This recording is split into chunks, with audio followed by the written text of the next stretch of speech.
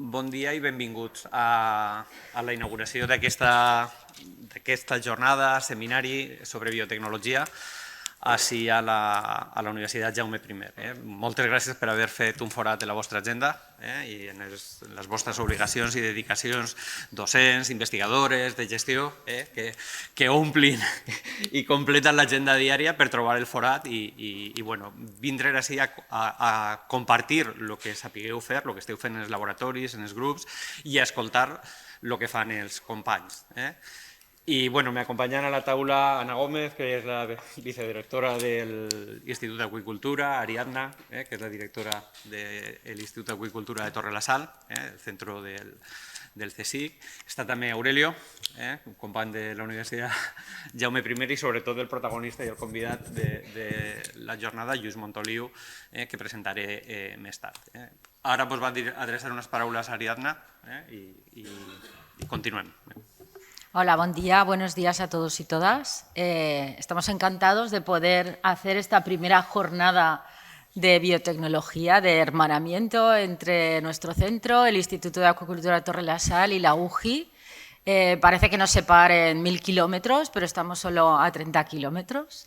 Y a veces somos unos grandes desconocidos unos de otros. Llevamos ya años trabajando entre la UJI y el CSIC para tener más cosas que nos unan y que nos conozcamos más, dentro de un plan general de actuación que hemos ido implementando con distintas figuras y que nos permite ahora poder hacer muchas más cosas, y una de ellas es esta que hoy hacemos. Y espero que sea una excelente oportunidad para que todos sepamos qué hacemos dentro del paraguas de la biotecnología, y que a partir de aquí pues surjan posibles ideas, colaboraciones futuras entre la UJI y el IATS. Y ya no me enrollo más, dejo la palabra. Bueno, me olvidaba decir que sobre todo esto ha sido posible al empeño de Ana y de Aurelio en hacerlo posible, y que son los que han estado detrás de aunar esta iniciativa. Muchas gracias a los dos.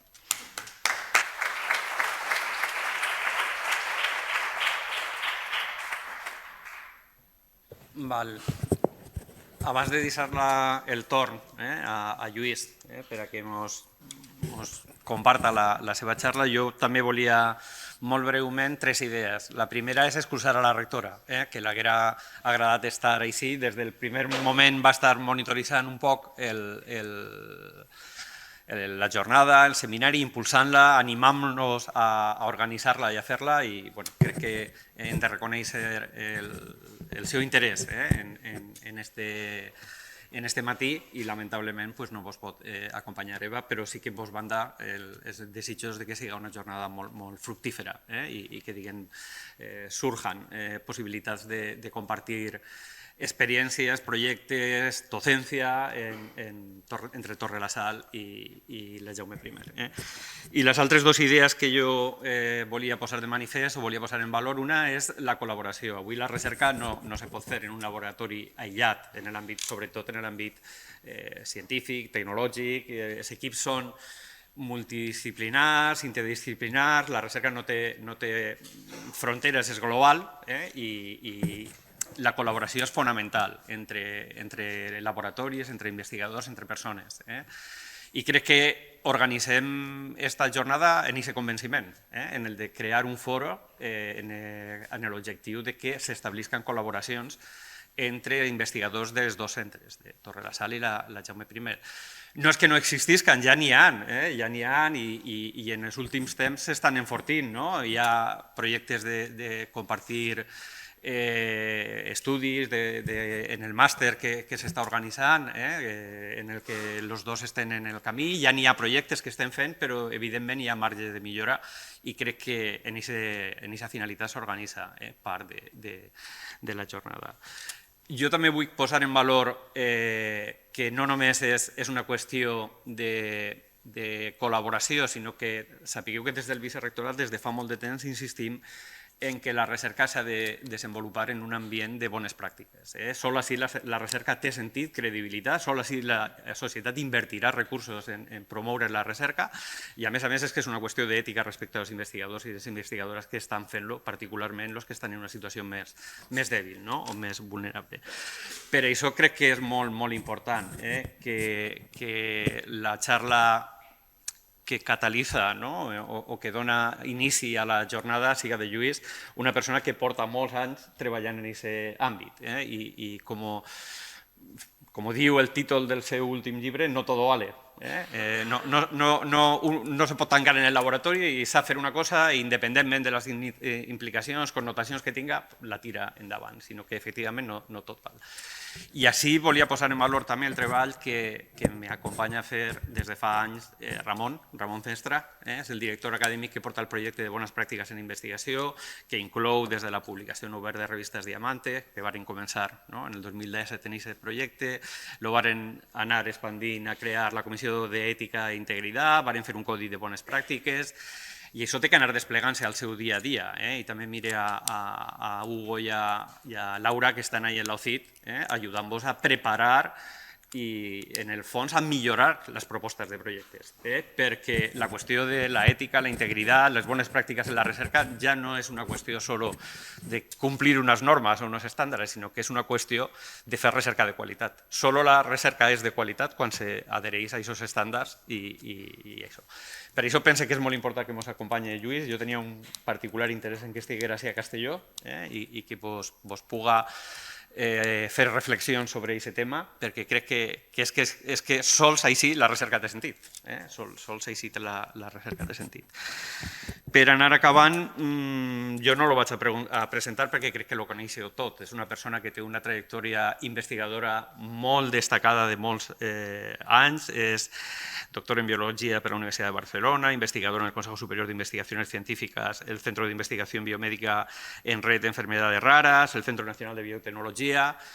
Ha tingut un fum de premis, entre ells el Premi Nacional d'Investigació, o sigui que a l'àmbit de la recerca és top en el seu àmbit. Un àmbit que entronca la biotecnologia, òbviament, en el desenvolupament de models animals per a estudiar malalties. I en aquest sentit sempre s'ha preocupat de fer explicar i de fer comprendre per què la recerca en animals, quan se fa de manera responsable, és fonamental per a que puga millorar la qualitat de vida de les persones i puguen atendre els problemes, particularment de les malalties rares, que moltes vegades escapen dels cercles comercials de les empreses més potents que se dediquen a altres coses.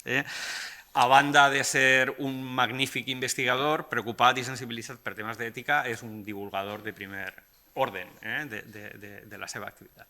I jo ja només té agrair-li a Lluís el que hagi fet una agenda i animar-vos perquè demà per la vesprada a la llibreria Argot de Castelló hi ha una presentació del seu últim llibre, No todo vale, en el que moltes de les coses que compartirà amb vosaltres avui les tornarà a presentar i enfatitzarà més lligades al llibre que té publicat. Aurelio vos va adreçar unes instruccions, entenc? Aurelio?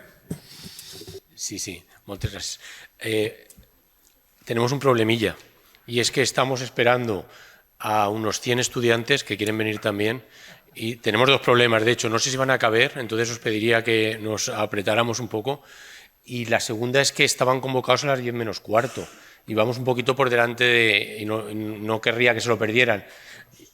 Yo lo que propondría es igual algún turno de preguntas anterior a la charla, si no os importa, porque es que me sabría muy mal que tienen mucho interés. Jo crec que és fonamental que la gent jove, els estudiants, puguen gaudir de la xarra. I sí que vos proposo que esperem. Podemos hacer alguna pregunta, Luis, que seguro que ya las hay. Teniu alguna pregunta? Per al conferenciant, per avançar, per anar guanyant temps? Això és... Bon dia a tothom. Bon dia a tothom, moltes gràcies, vicerector, i companys i col·legues. I això és una novetat, no? Tenim el torn de preguntes abans de començar a fer la xerrada, no? Quasi bé que jo em puc fer les mateixes preguntes, no? Com voleu que us faci la seminari? Voleu que ho faci en valencià, en català, o voleu que ho faci en castellà? No sé, m'és igual. Com te sigues més còmode. Vale, jo només porto 30 anys a Madrid, vull dir que... Doncs això és molt important i aquí el que heu de saber és que teniu la sort d'estar en una universitat que és referent en temes d'ètica. Gràcies a persones com el Ramon Fenstre, la Laura Bernal i altres, doncs teniu projectes, heu apostat, com deia el vicerector, teniu el vostre codi de bones pràctiques, heu reflexionat sobre temes d'integritat. Jo avui no em referiré a temes d'integritat. Ja sabeu que l'ètica de la recerca té dos aspectes. Una és el que ens permet fer la societat a través de les recomanacions de les normes. Avui parlaré d'això. No tot s'hi val, no tot ho podem fer. I l'altra cosa que és l'altre pilar és el nostre comportament envers els nostres parells i envers les nostres societats, etc. Els temes d'integritat. Avui toca parlar de la primera de les parts. Les dues són importants. Són dos pilars que, sobretot els que esteu estudiant grau, els que comenceu la recerca d'investigació, en algun moment algú us ha de parlar d'això. Perquè li deia abans, i estàvem d'acord, que això s'ha d'aprendre. Això és una disciplina. Això no s'hi val dir que això és sentit comú. I com que és sentit comú, doncs no cal parlar-ne perquè més o menys tothom sabrà què és el que ha de fer en cada moment. Doncs no és així. Aquí hi ha unes normes que estan molt ben delimitades, que et poden agradar més o menys, però ja sabeu que les lleis es compleixen. I si no estàs d'acord amb les lleis, el que has de fer és tenir la majoria suficient al Parlament per canviar la llei.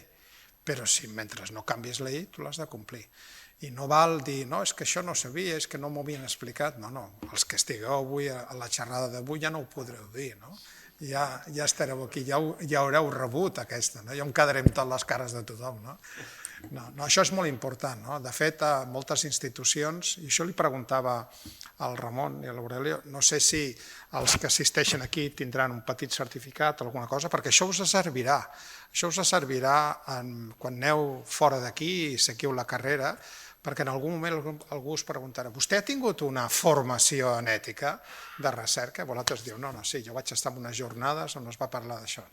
És important perquè bàsicament el que esteu demostrant és que sou sensibles a les demandes que fa la societat. La societat ens demana que complim unes normes i repeteixo, ens poden semblar bé, regular o malament, però són les normes que ens demana la societat i les hem de complir. I el que hem de fer és seguir aquestes instruccions, aquestes normes, i si pensem que a mesura que va progressant el nostre coneixement científic, doncs que hem de tocar alguna d'aquestes normes o l'hem d'adaptar, doncs som-hi, adaptem-les, però mentrestant el que hem de seguir és complir-les. A més, això és un tema que ens protegeix. I ens protegeix en el sentit, jo treballo, com deia el vostre vicerector, jo treballo en models animals. Aquest és un tema, com tots sabeu, sensible. No tothom està d'acord a la societat en fer servir animals en recerca, tot tipus d'animals, des dels peixos que treballeu a l'Institut d'Aqüicultura fins als ratolins que jo tinc al Centre Nacional de Biotecnologia. Però clar, no tothom està d'acord en fer-se animals, però tothom vol que si hi ha una pandèmia, tothom vol vacunes. I demà, i si pot ser avui abans de demà millor, i si tens un problema greu de malaltia, de salut, vols anar a l'hospital que et toca i vols que et donguin la teràpia més adequada, la més desenvolupada. Clar, el que s'ha de fer palès és que hi ha moltes coses avui en dia, molts aspectes de la recerca biomèdica que les podem continuar sense fer servir animals, i cada vegada més, cada vegada hi ha més mètodes alternatius.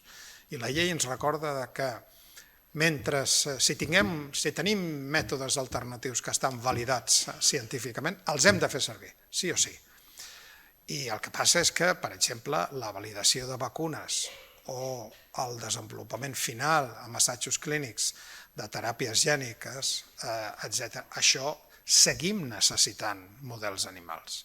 Potser algun dia no ho necessitarem i jo seré el primer que deixaré de fer servir animals, però mentrestant hem de fer servir animals. Per tant, el fet que tu compleixes les normes que el teu el teu estat, el teu govern et demana que has de seguir per fer servir animals, et protegeix. A mi quan em posen un micròfon, un medi de comunicació, i jo dic que estic fent servir animals, ho dic amb tota la tranquil·litat, perquè sé que els experiments que vaig a parlar han passat per diferents comitès d'ètica i finalment algú ha decidit que aquells experiments eren raonables i estaven suficientment justificats i m'han autoritzat a fer aquests experiments.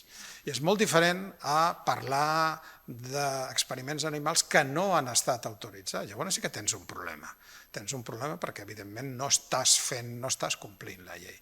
Penseu en aquesta doble funció dels comitès d'ètica. Primer, és obligatori que tots els projectes, en particular de biomedicina, biotecnologia, però no només, també els projectes de psicologia, també els projectes que tenen a veure amb les ciències socials, tothom passi per un comitè d'ètica que valori la seva adequació a la normativa vigent i després aquest aspecte de protecció, que ens sentim protegits els investigadors justament perquè el fet de tenir aprovat els nostres projectes ens permet parlar tranquil·lament d'aquests temes a la resta de la societat. Penseu que els científics i científiques no som diferents de qualsevol altre grup de la societat, siguem els taxistes, els pilots d'avió, els polítics, els jutges. A veure, som sérs humans i per tant som sérs humans i som fal·libles i per tant ens equivoquem i per tant sempre hi ha gent que vol vol intentar saltar-se la norma. Això és així, som humans. El que hem de fer és primer intentar que això passi el menys possible, intentar fer aquestes jornades de formació perquè la gent es vagi amb el run-run, com a mínim la gent reflexioni. Veureu aquí, estic fent una miqueta d'espoiler de la xerrada, però veureu que si em pregunteu què és això de l'ètica de la recerca, es respon molt fàcilment i la resposta que és respondre una pregunta: per què vol fer vostè aquest experiment? Té alguna raó? Té una bona raó per fer aquest experiment? Perquè si no tens una bona raó, potser el més adequat és no fer aquest experiment. Aquesta és una reflexió inicial que hem de fer. No em val dir, és que jo sé fer aquest experiment, és que aquest laboratori sabem mesurar la qualitat de la carn de no sé què, d'uns peixos, o sabem fer transgènics i com que sé fer transgènics, doncs cada any em faig una dotzena d'animals transgènics. Però vostè per què els fa? O perquè en sabem. Això no és suficient. No és suficient. Vostè ha de tenir una bona raó que estigui no només adequada amb la legislació vigent, sinó que permeti justificar, perquè quan tu estàs fent servir un model animal, poc o molt estàs infringint un mal, estàs infringint uns danys en aquell animal, estàs alterant el benestar d'aquell animal. I aquestes alteracions de benestar han d'estar absolutament justificades, perquè el benefici que tu esperes tenir d'aquell experiment és més gran. Si no és així, potser que no facis aquest experiment. Aquesta reflexió és molt important i això sovint no la fem. Preguntar-nos en tot moment per què estem fent els experiments que estem fent. I això entronca també amb els temes que cada vegada són més importants en l'avaluació de l'activitat investigadora, que és com ho transmetem a la resta de la societat, la divulgació. I la relació està en que tu has de ser capaç no només de respondre a aquesta pregunta, sinó d'explicar a la resta de la societat el que estàs fent. I tampoc s'hi val de dir, és que això és molt complicat, és tan complicat que no ho entendran. Bueno, prova-ho. Si no ets capaç d'explicar, si no ets capaç d'explicar el que estàs fent, potser t'hauries de qüestionar el que estàs fent. Sobretot quan estem parlant des d'universitats i des de centres de recerca públics, que tenim aquesta obligació social.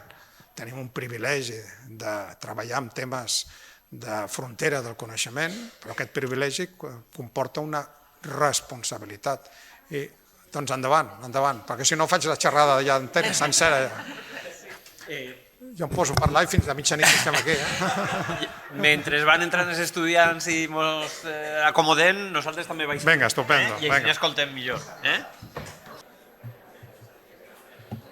Bueno, bon dia a tothom, buenos días a todos y a todas. Faré la conferència en català, m'ha dit el vostre vicerrector, però si algú té algun problema que m'ho digui i puc canviar al castellà en qualsevol. Podeu fer les preguntes amb l'idioma que vulgueu. El primer que vull fer és agrair a aquesta universitat que hagi organitzat aquest... Perdó. ¿No se sent? No se oye bien. A ver, hola. ¿Ahora sí? Ara sí?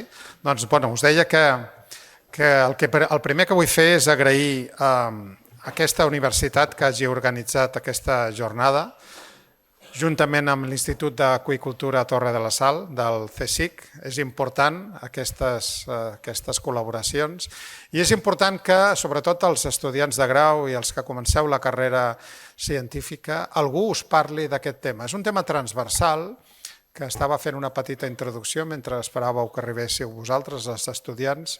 És un tema transversal perquè és molt important a nivell de què és el que fem quan fem recerca en biotecnologia, en biomedicina, i què és el que espera la societat de nosaltres. Perquè, i ara hauria de funcionar això, o no funciona? Què passa aquí? Estupendo. Pues bueno, vamos a hablar de que en la ciencia, por supuesto, tiene límites. Claro que tiene límites. A ver si nos habíamos pensado que esto de la libertad académica nos permite hacer todo lo que nosotros queramos. Lo que nos dan la normativa, la legislación, todas las recomendaciones que delimitan lo que podemos hacer en ciencia y dejan un marco regulatorio que deja fuera lo que no podemos ni deberíamos hacer. Esto es muy importante que lo tengáis claro. Todo grupo social, todo colectivo, pues tiene sus normas, ¿no? Y estas normas es importante conocerlas, ¿no? Cuando hablamos de ética en la investigación hablamos de dos temas, ¿no? Hablamos de lo que es la ética en la ciencia, que es de lo que va a versar esta charla de hoy, y hablamos también de nuestro comportamiento frente a nuestros pares, frente a nuestros alumnos, frente a los mentores, frente a la sociedad. Fijaros que, por un lado, tenemos los aspectos éticos de la investigación, que es de lo que me voy a referir mayoritariamente en la charla de hoy, pero también tenemos los temas de integridad. Hoy no me voy a referir a los temas de integridad. En esta universidad tenéis buenos profesionales que trabajan el tema de comportamiento, el tema de malas prácticas, buenas prácticas, tenéis un código. Es importante que lo leáis, no solamente es bueno saber que existe un código, no está de más leerlo de vez en cuando, ¿no? Sobre todo para saber pues, cuáles son las normativas y qué es lo que se espera de nosotros como investigadores. Si me preguntáis qué es esto de la ética, pues yo os diré que, si lo resumimos en una pregunta, es intentar dar respuesta a esto. ¿Para qué usted tiene que hacer este experimento? Y usted tiene que tener una buena respuesta para ello, porque si no tenemos una buena respuesta para ello, probablemente lo mejor que podamos hacer es no hacer este experimento. Porque no me vale el que usted sepa aplicar una determinada metodología. Es que yo sé hacer ratones transgénicos y por lo tanto cada año hago una docena de ellos. Pero usted, ¿para qué los está haciendo? ¿Hay alguna razón? ¿Está usted estudiando patologías humanas? ¿Está intentando desarrollar una terapia? Pues es que no lo he pensado, pero básicamente como sé hacerlo, pues bueno, pues me dedico a esto, ¿no? Pues esto no me vale, no me vale. Usted tiene que tener una buena respuesta para ello. Por lo tanto, si os tiene que quedar una cosa clara cuando salgáis de esta charla, es esta de que tenéis que saber responder en todo momento para qué estamos haciendo este experimento. Y es obvio que hay aspectos éticos cuando extraemos sangre de una persona porque queremos valorar algún parámetro sérico, porque queremos obtener ADN y queremos investigar. Es obvio que le tenemos que pedir permiso a esa persona. Es obvio que ese tubito de la sangre yo no puedo poner Ramón Pérez González y ponerlo en mi nevera, ¿no? Esa persona tiene derecho a la dignidad y a su privacidad. Tengo que codificar. Y es obvio que, evidentemente, tengo que preservar y custodiar esta muestra. Es obvio también, y lo vais a ver, que no puedo yo empezar a trabajar con animales si no tengo los permisos adecuados y no justifico su uso. Pero también quiero que seáis conscientes, por ejemplo, en temas de biotecnología vegetal, quiero estudiar la biodiversidad de este bosque y yo no puedo entrar como elefante en cacharrería y empezar a hacer taladros en los troncos de estos árboles porque quiero saber su edad, quiero saber su estado. Esta pequeña o no tan pequeña alteración del bienestar de estas especies tiene que estar justificada. Yo tengo que preparar un dossier, tengo que escribir un proyecto que me justifique lo que yo vaya a hacer. Y tampoco me vale que yo me vaya a una playa paradisíaca, me vaya a un país ahí, por ejemplo, del Caribe, y como soy científico o científica y curioso, sabéis que las personas de ciencia somos curiosos, ¿no? Vemos una plantita, ¡ay, mira qué buena! Mira qué chulo, ¿no? Cojo unas hojitas de esa plantita, me las meto en el bolsillo, vuelo hacia Castellón, llego a Castellón y claro, como trabajo en un laboratorio, hago un picadillo con esas plantas y ese picadillo lo paso por un cromatógrafo de gases y hay un pico que me interesa, ¿no? Bah, cojo este pico, se lo doy a células tumorales que están creciendo en cultivo y dejan de crecer. Acabo de descubrir la cura del cáncer, ¿no? ¿Qué es lo que está mal en toda esta pequeña historia? Todo está mal, porque yo no puedo acceder a un recurso genético de un país sin tener el permiso correspondiente. Ese país, debido al protocolo de Nagoya, tiene derecho a beneficiarse en su justa medida de lo que pueda derivarse de los recursos propios de ese país. Y eso tiene que estar garantizado con un permiso ad hoc que tengo que obtener. Si yo logro obtener una aplicación, pues santo y bueno, pero ese país tiene que saber beneficiarse, ¿no? Con lo cual, pues cuidado con estos temas que son igualmente importantes, ¿no? Hay dos aspectos, el uso dual y el mal uso, que habitualmente no se hablan, ¿no? Porque esto todo el mundo dice, todo el mundo lo tiene claro, ¿no? Esto es el mal uso o el doble uso. El doble uso se refiere a que hay investigaciones de diferente tipo, ¿no? Investigaciones civiles, que son las que hacemos mayoritariamente nosotros, y luego investigaciones militares. Y cuidado, no voy a hacer ningún juicio de valor sobre la investigación militar. Simplemente lo que tenéis que tener claro es que la financiación de la cual se nutren ambas dos investigaciones es distinta. Los fondos militares para investigación militar son otros. No podemos usar fondos civiles para la investigación militar. Así de claro. Esto es lo que prohíbe en la Unión Europea, se prohíbe en España. Y claro, uno puede decir, pues yo es que no, esto ni se me pasa por la cabeza porque yo trabajo en cosas que no tienen nada que ver con militar. Bueno, pues depende, ¿no? Imagínate que tú estás en biotecnología animal y eres capaz de generar esta cabra transgénica, una de las primeras que se obtuvieron, que en la leche es capaz de sintetizar esta proteína recombinante latrina, que es un agente anticoagulante, que se aprobó inicialmente por la EMA y después por la FDA y finalmente se retiró. Eso pasa muchas veces, ¿no? Se retiró porque no había suficiente mercado y la empresa perdió interés. Pero tú tienes ahí tu cabra, que en la leche eres capaz de obtener esta proteína, pero las mismas cabras o unas cabras parecidas las puedes usar para un destino totalmente distinto. Por ejemplo, para la fabricación de antídotos frente a la guerra química. Esto ya no tiene nada de civil, ¿no? Porque, por ejemplo, sabéis que los gases nerviosos, ¿por qué son peligrosos? ¿Por qué matan a la gente, ¿no? Son compuestos organofosforados que interfieren con la acetilcolinesterasa. Esta enzima está en el espacio intersináptico y cuando una neurona se comunica con la siguiente, lanza el neurotransmisor acetilcolina y una vez ha cumplido su función, la esterasa rompe la acetilcolina para detener esta activación de la neurona. Claro, si la esterasa está ocupada con el compuesto organofosforado, la esterasa no actúa y la acetilcolina sigue activando a la neurona. Si esto pasa con millones de neuronas, es el colapso de esa persona, la persona muere.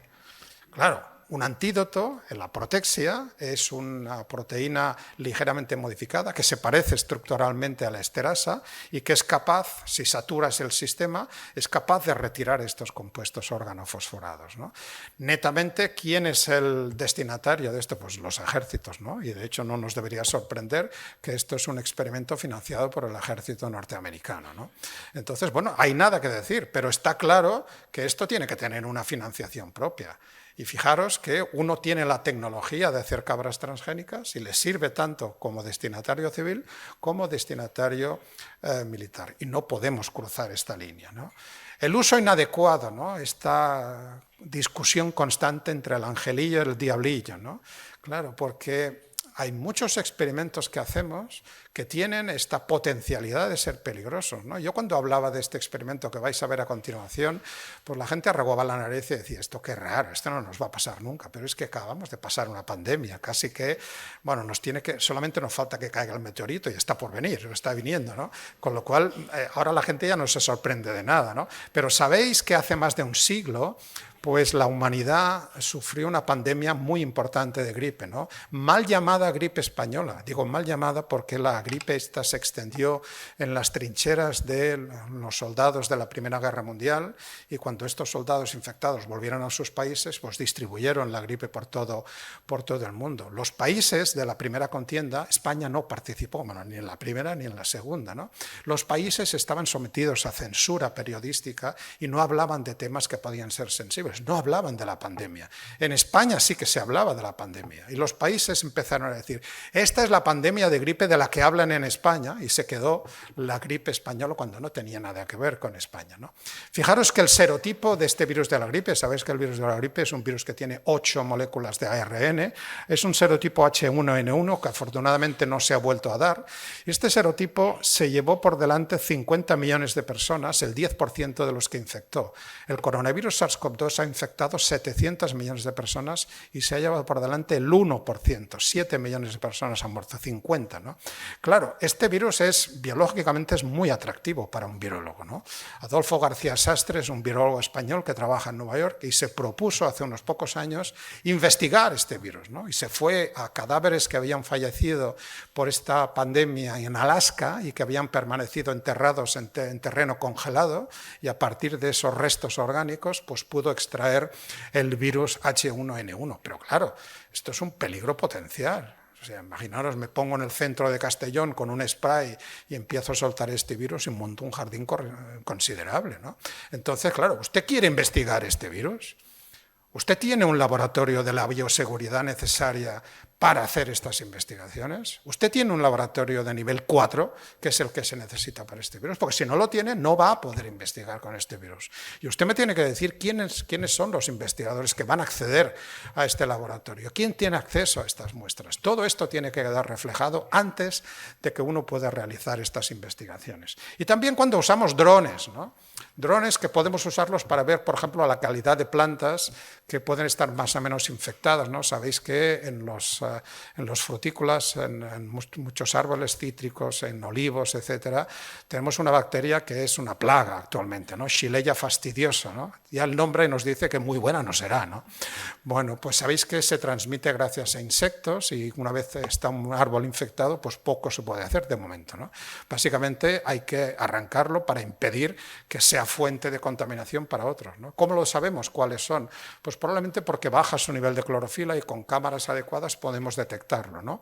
Pero claro, los drones vuelan por encima de estos árboles frutales que están al lado de población y se pasamos por encima de gente que está ahí y que no tiene por qué decir qué hacía allí en ese momento del día y en esa hora, ¿no? Ese día determinado, ¿no? Claro, ahí tenemos, cada una de estas personas tiene derecho a su dignidad y a su privacidad, y ahí tenemos dos opciones, ¿no? O bajamos el dron y le pedimos permiso a cada una de estas personas, lo cual me parece un poco impracticable, ¿no? Irrealizable, o hacemos lo que hace Google Maps, ¿no? ¿Qué hace Google Maps cuando vemos la fachada del edificio que vamos a visitar? Bueno, cuando toma la foto, si toma la foto con personas, pixela las caras de las personas precisamente para proteger la privacidad, ¿no? Ahora sabéis por qué están pixelando, ¿no? No solamente las caras, sino también las matrículas, ¿no? Bueno, la bioética es algo relativamente reciente que se ha adaptado a la forma actual a partir de la Segunda Guerra Mundial y a partir de todos los desmanes y despropósitos que se hicieron con el Tercer Reich en cuanto a investigadores y a médicos nazis, ¿no? Que fueron malos, malísimos, pero parte de lo que os quiero contar hoy es que sepáis que sí, que efectivamente en Alemania y en Austria hubo gente que cruzó pues unas líneas rojas de una forma importante, pero no solo en Alemania y en Austria, ¿no? Fijaros que el primer código, naturalmente, fue al acabar la Segunda Guerra Mundial, tras los juicios de Nuremberg, donde quedó patente los despropósitos que se habían hecho. El primer código que rige y que nos recuerda qué es lo que podemos hacer cuando trabajamos, cuando utilizamos seres humanos en nuestra investigación, es del año 47. Al año siguiente, en París, Naciones Unidas se reunió y publicó la Declaración de los Derechos Humanos, que si no la habéis leído nunca, es uno de los textos que merece la pena leer. Es del año 48 y sigue teniendo su vigencia, ¿no? Y la siguiente, que es la Declaración de Helsinki, que es la que regula qué es lo que vamos a hacer cuando utilizamos seres humanos en nuestra investigación, es la que todos decimos que cumplimos cuando solicitamos un dinero al ministerio que tiene que ver con biomedicina. Vamos a cumplir la Declaración de Helsinki, ¿no? Y yo digo, está muy bien que digamos, pero ¿nos hemos leído la Declaración de Helsinki? A ver, ¿quién se ha leído la Declaración de Helsinki, ¿no? Os daréis cuenta de que muchas veces estamos diciendo que cumplimos una cosa cuando en realidad pues, no nos hemos preocupado por, ¿no? Y estoy seguro que algunos lo habréis hecho, ¿no? Pero os pongo deberes ya, ¿no? De entrada, ¿no? Pues mira, esta noche o esta tarde, echadle un vistazo a la Declaración de Helsinki, esa que decís que estamos cumpliendo, ¿no? Luego el informe Belmont, que tiene que ver con el nombre de este edificio, donde se acordaron los principios de la bioética, que me voy a referir. Claro, porque la Declaración de Helsinki es del 67, ha ido adaptándose y tiene su última actualización en 2013. Claro, cuando decís que cumplís la Declaración de Helsinki, decís que estáis cumpliendo también el artículo 36, que si veis por ahí en medio dice que te comprometes a publicar los resultados, no solamente los positivos de tu experimento, sino los negativos y los que no sean concluyentes. A ver quién es el guapo o guapa que está publicando los resultados negativos. Esto no lo estamos haciendo. No lo estamos haciendo. Los ensayos clínicos que no funcionan no se publican. Estamos vulnerando la Declaración de Helsinki cuando decimos que la estamos cumpliendo, ¿no? Este es un ejemplo palmario de cosas evidentes que podemos hacer para mejorar y que a veces no hacemos necesariamente, ¿no? Los principios de la bioética han evolucionado pues, a lo largo de los años, ¿no? Desde tiempo inmemorial tenemos unos principios hipocráticos, ¿no? Que es de medicina, ¿no? Ante todo no hacer daño, primum non nocere, ¿no? Ante todo no hacer daño. Lo que vayas a hacer, primero, no generes más daño del que tú quieres resolver. Y además tiene que servir para algo, tienes que hacer el bien. Esto funcionó hasta el cambio de siglo, entre el 19 y el 20, ¿no? En el cambio de siglo es cuando apareció el sentido del consentimiento informado. Yo tengo que pedirle permiso a la persona para que participe en este ensayo clínico. Y después de lo que ocurrió en la Segunda Guerra Mundial, pues nos dimos cuenta que nos faltaba el principio de justicia, que es el cuarto de los principios, ¿no? En el cambio de siglo, ¿qué es lo que pasó? España perdió territorios en ultramar, ¿no? En parte perdió Cuba, ¿no? En la guerra con Estados Unidos, y ahí tenían un problema, porque los soldados se morían de fiebre amarilla o enfermaban, y no estaba claro cuál era el origen de la fiebre amarilla, ¿no? De hecho, Walter Reed, que fue un militar médico americano, es un héroe. De hecho, muchos institutos y hospitales en Estados Unidos llevan el nombre de Walter Reed. Se propuso investigar cuál era el origen de la fiebre amarilla, ¿no? Y entonces participó de una idea que había lanzado un médico cubano que se llamaba Carlos Finlay, que, a diferencia de lo que pensaba el resto de la gente, que decía esto se contamina por los efluvios, por los fluidos corporales de la gente infectada, decía esto no tiene nada que ver con los efluvios, esto tiene que ver con mosquitos que están transmitiendo esta enfermedad. Hicieron un experimento, pues como había que hacerlo, ¿no? Gente expuesta o no expuesta a mosquitos con unas gasas para proteger, y naturalmente solamente se infectaron a aquellos que no tenían la protección de la gasa, pero se les pidió el consentimiento informado y se les gratificó a los participantes con $100. Fue la primera vez que se obtuvo el consentimiento informado y a partir de ahí pues empezó a utilizarse, ¿no? Pero claro, después nos faltó el principio de justicia, ¿no?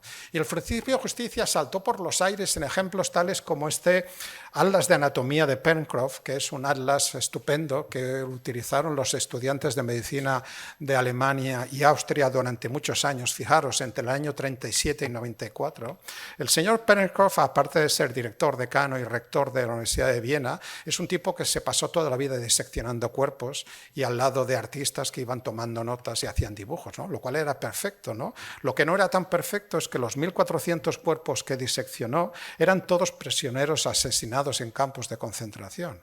Claro, esto no se supo y no se destapó hasta el año 94. Fijaros, del año 37 al año 94, todos los estudiantes de las promociones de medicina de Austria y Alemania utilizaron este atlas de anatomía como un atlas que evidentemente tiene un origen éticamente injustificable, ¿no?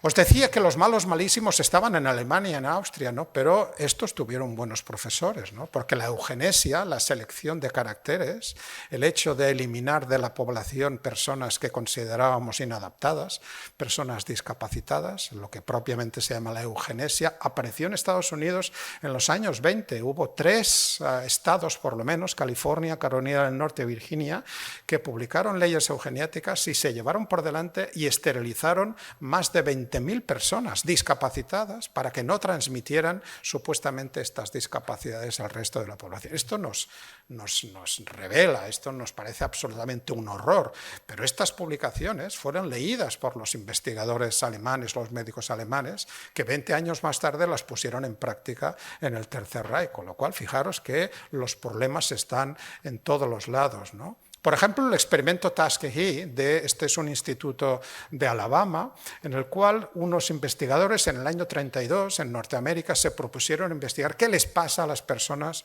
cuando se infectan por sífilis. Sífilis es una enfermedad muy grave que está causada por una bacteria.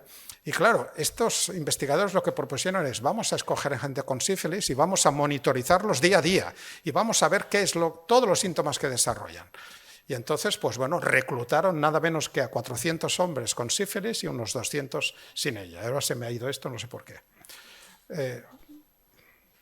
A ver si se vuelve... ya está, ya ha vuelto.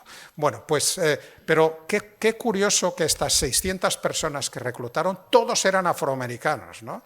Como si la sífilis solamente infectara a los afroamericanos, como si la sífilis solamente infectara a hombres. Y lo peor del caso es que en el año 45, sabéis, cuando se apareció, en el 43, 45, cuando apareció la penicilina, que era un tratamiento de elección para la sífilis, no se les administró penicilina, porque lo que querían era ver cómo iban cayendo, cómo iban degenerando su cuerpo, lo cual esto es un despropósito, ¿no? Esto saltó por los aires 40 años más tarde, en el año 72. Unos periodistas lo pusieron de manifiesto, en el 73 se detuvo y no fue hasta el año 97, fijaros, 65 años después, que el presidente Bill Clinton pidió perdón y el último de las personas involucradas falleció en 2004. Con lo cual, fijaros que lo de los problemas de la bioética participan otros países, no solamente aquí en Europa, ¿no? Los principios básicos de la bioética es importante que los tengamos claros, son los principios de no maleficencia, de beneficencia, de respeto por la autonomía y de justicia, ¿no? No maleficencia, ya lo he dicho, ¿no? No hacer daño ante todo, que lo que vayamos a hacer no genere más daño del que queremos resolver. La beneficencia es que tiene que servir para algo. Tiene que ser eficaz ese tratamiento, pero lo que no podemos hacer es hacerlo sin contar con el permiso de los participantes. Por eso tenemos que respetar la autonomía. Por eso cuando hacemos ensayos clínicos no hablamos de participantes, hablamos de voluntarios. Son personas que voluntariamente han decidido participar en ese ensayo clínico. Y luego el principio de justicia, que es el que salta por los aires continuamente, que tiene 2 acepciones. Por un lado, nos recuerda de que todo lo que hagamos tiene que estar disponible para todo aquel que lo necesite. Si hacemos una terapia como las actuales y sale a un coste de 2, 3, 4 millones de dólares por paciente, pues evidentemente tenemos un problema, porque no solo ya a nivel familiar, sino a nivel de los sistemas nacionales de salud, pues es prácticamente inviable que podamos. Por lo tanto, estamos haciendo una vulneración de este principio cuando generamos una terapia que no está a disposición, ¿no? Por ejemplo, la terapia contra la anemia falciforme y la beta-talasemia, que es la primera aprobada en febrero del año pasado, se llama Casgevy, a través de las herramientas CRISPR. En febrero del año pasado se aprobó por la Agencia Europea del Medicamento. Tiene un coste en Estados Unidos de 2,2 millones de dólares. Hay 400.000 personas al año que nacen con anemia falciforme, 300.000 de ellas solamente en África. ¿Pero alguien cree que estas personas van a tener acceso a esa terapia? Tenemos un problema que vais a tener que resolver vosotros, la siguiente generación. Nuestra generación lo que ha sido capaz es de generar estas terapias, pero vuestra generación va a tener que desgañitarse, va a tener que reflexionar, va a tener que incorporar ingenieros y economistas en los equipos para que sean capaces de optimizar los procesos de producción, para que sean capaces de que todo el mundo pueda participar. Naturalmente que necesitamos a las empresas farmacéuticas, son las que van a producir estos productos, ¿no? Y estas empresas tienen todo su derecho legítimo de resarcirse de la inversión realizada. Pero ese beneficio tiene que ser racional y tiene que ser compatible con un precio que sea asumible por los sistemas nacionales de salud. Este es el tema que tenemos que resolver. Este es un aspecto del principio de justicia. El segundo aspecto es que imaginaros que estoy desarrollando una terapia para una indicación pediátrica para niños y puede ser peligrosa, ¿no? Y no lo voy a probar en los hospitales de aquí de Castellón, sino que me voy a Bangladesh, porque resulta que como es peligrosa voy a usar unos niños de Bangladesh porque por si acaso, ¿no? Y después si valido que no es peligrosa, resulta que no se los voy a dar a los niños de Bangladesh, sino que entonces una vez he validado que es segura, ya se lo voy a administrar a los niños de Castellón, ¿no? Evidentemente eso también estoy vulnerando el principio de justicia. Acordaros, seguridad, eficacia, voluntariedad y universalidad, que están presentes en nuestra Ley de Investigación Biomédica 14/2007, que es la que regula todos estos aspectos. Esta ley fue pionera en su tiempo. Uno de los ponentes de esta ley falleció hace poco, Carlos Romeo Casabona, y fue una ley que fue ejemplar en muchos aspectos. La hemos tenido que modificar en algunas partes, pero sigue siendo una referencia tanto en España como fuera de España. Cuando utilizamos seres humanos en nuestra investigación, tanto para fines médicos como para fines de ciencias sociales, tenemos que tener en cuenta varios aspectos, ¿no? Son personas que pueden aceptar participar por sí mismos o son personas vulnerables. ¿Qué es una persona vulnerable? Una mujer embarazada es una persona vulnerable. Un menor es una persona vulnerable. Una persona que tiene un cáncer terminal y que está desahuciada médicamente es una persona vulnerable. Es una persona que se agarra un clavo ardiendo y denme lo que quieran, ¿no? Pero perdóname, usted también tiene sus derechos. Yo no le puedo dar lo que quiera. Tengo que también preservar también su dignidad, etcétera, ¿no? ¿Qué tipo de intervenciones voy a hacer? Siempre por mediante beneficio y riesgo, ¿no? Vamos a regular el acceso a estas muestras, vamos a ver qué es lo que podemos hacer, siempre con el respeto a la dignidad de todos los seres humanos participantes. Consentimiento informado es el documento más importante que tenéis que tener claro, ¿no? Es ese papelito que cuando nos van a hacer una pequeña intervención quirúrgica, entramos y en la camilla nos dicen, firme aquí. Bueno, muy bien, pero tenemos todo nuestro derecho a leerlo, a preguntar, incluso a llevárnoslo a casa, a investigar, a preguntar al día siguiente. ¿Qué pasa? Que la sanidad pública pues, no funciona así. ¿Usted se quiere llevar el documento a casa? Pues estupendo, le llamaremos de aquí a 4 meses cuando le toque otra vez para operar. Firmo, ya está, se acabó, ¿no?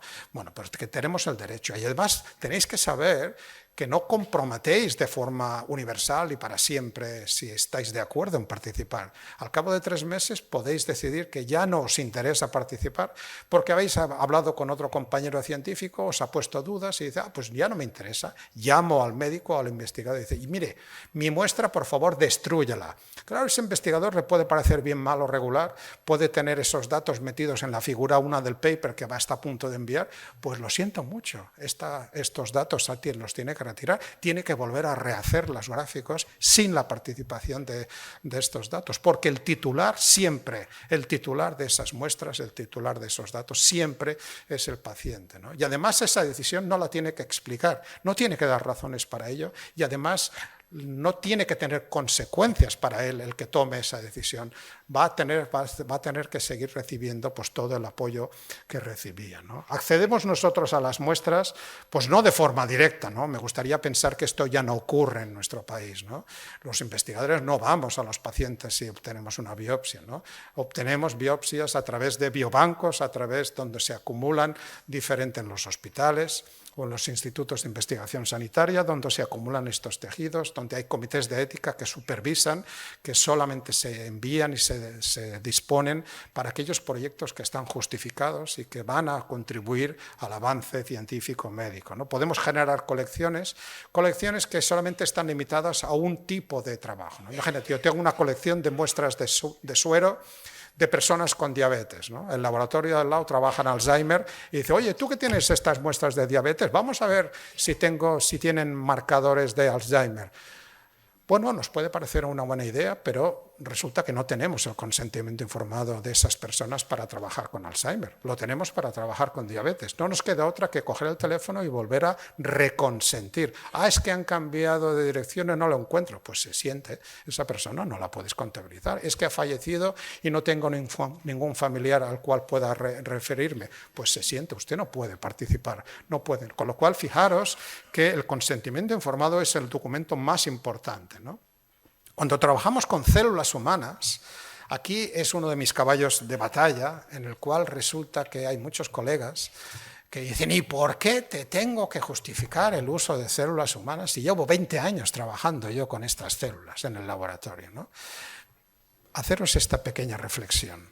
Cuando uno trabaja con células humanas, en algún momento pasado, y me da igual que sea hace 3 semanas o hace 30 años, esas células estuvieron dentro de una persona.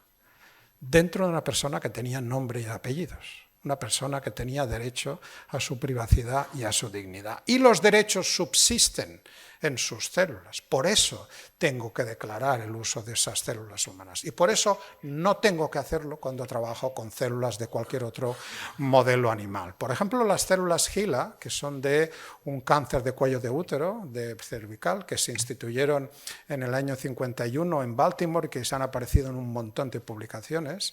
Muchos de los seniors que estáis en la sala seguramente conocéis la historia, pero probablemente los jóvenes no conocéis esta historia. Seguro que habéis oído hablar de las células HeLa.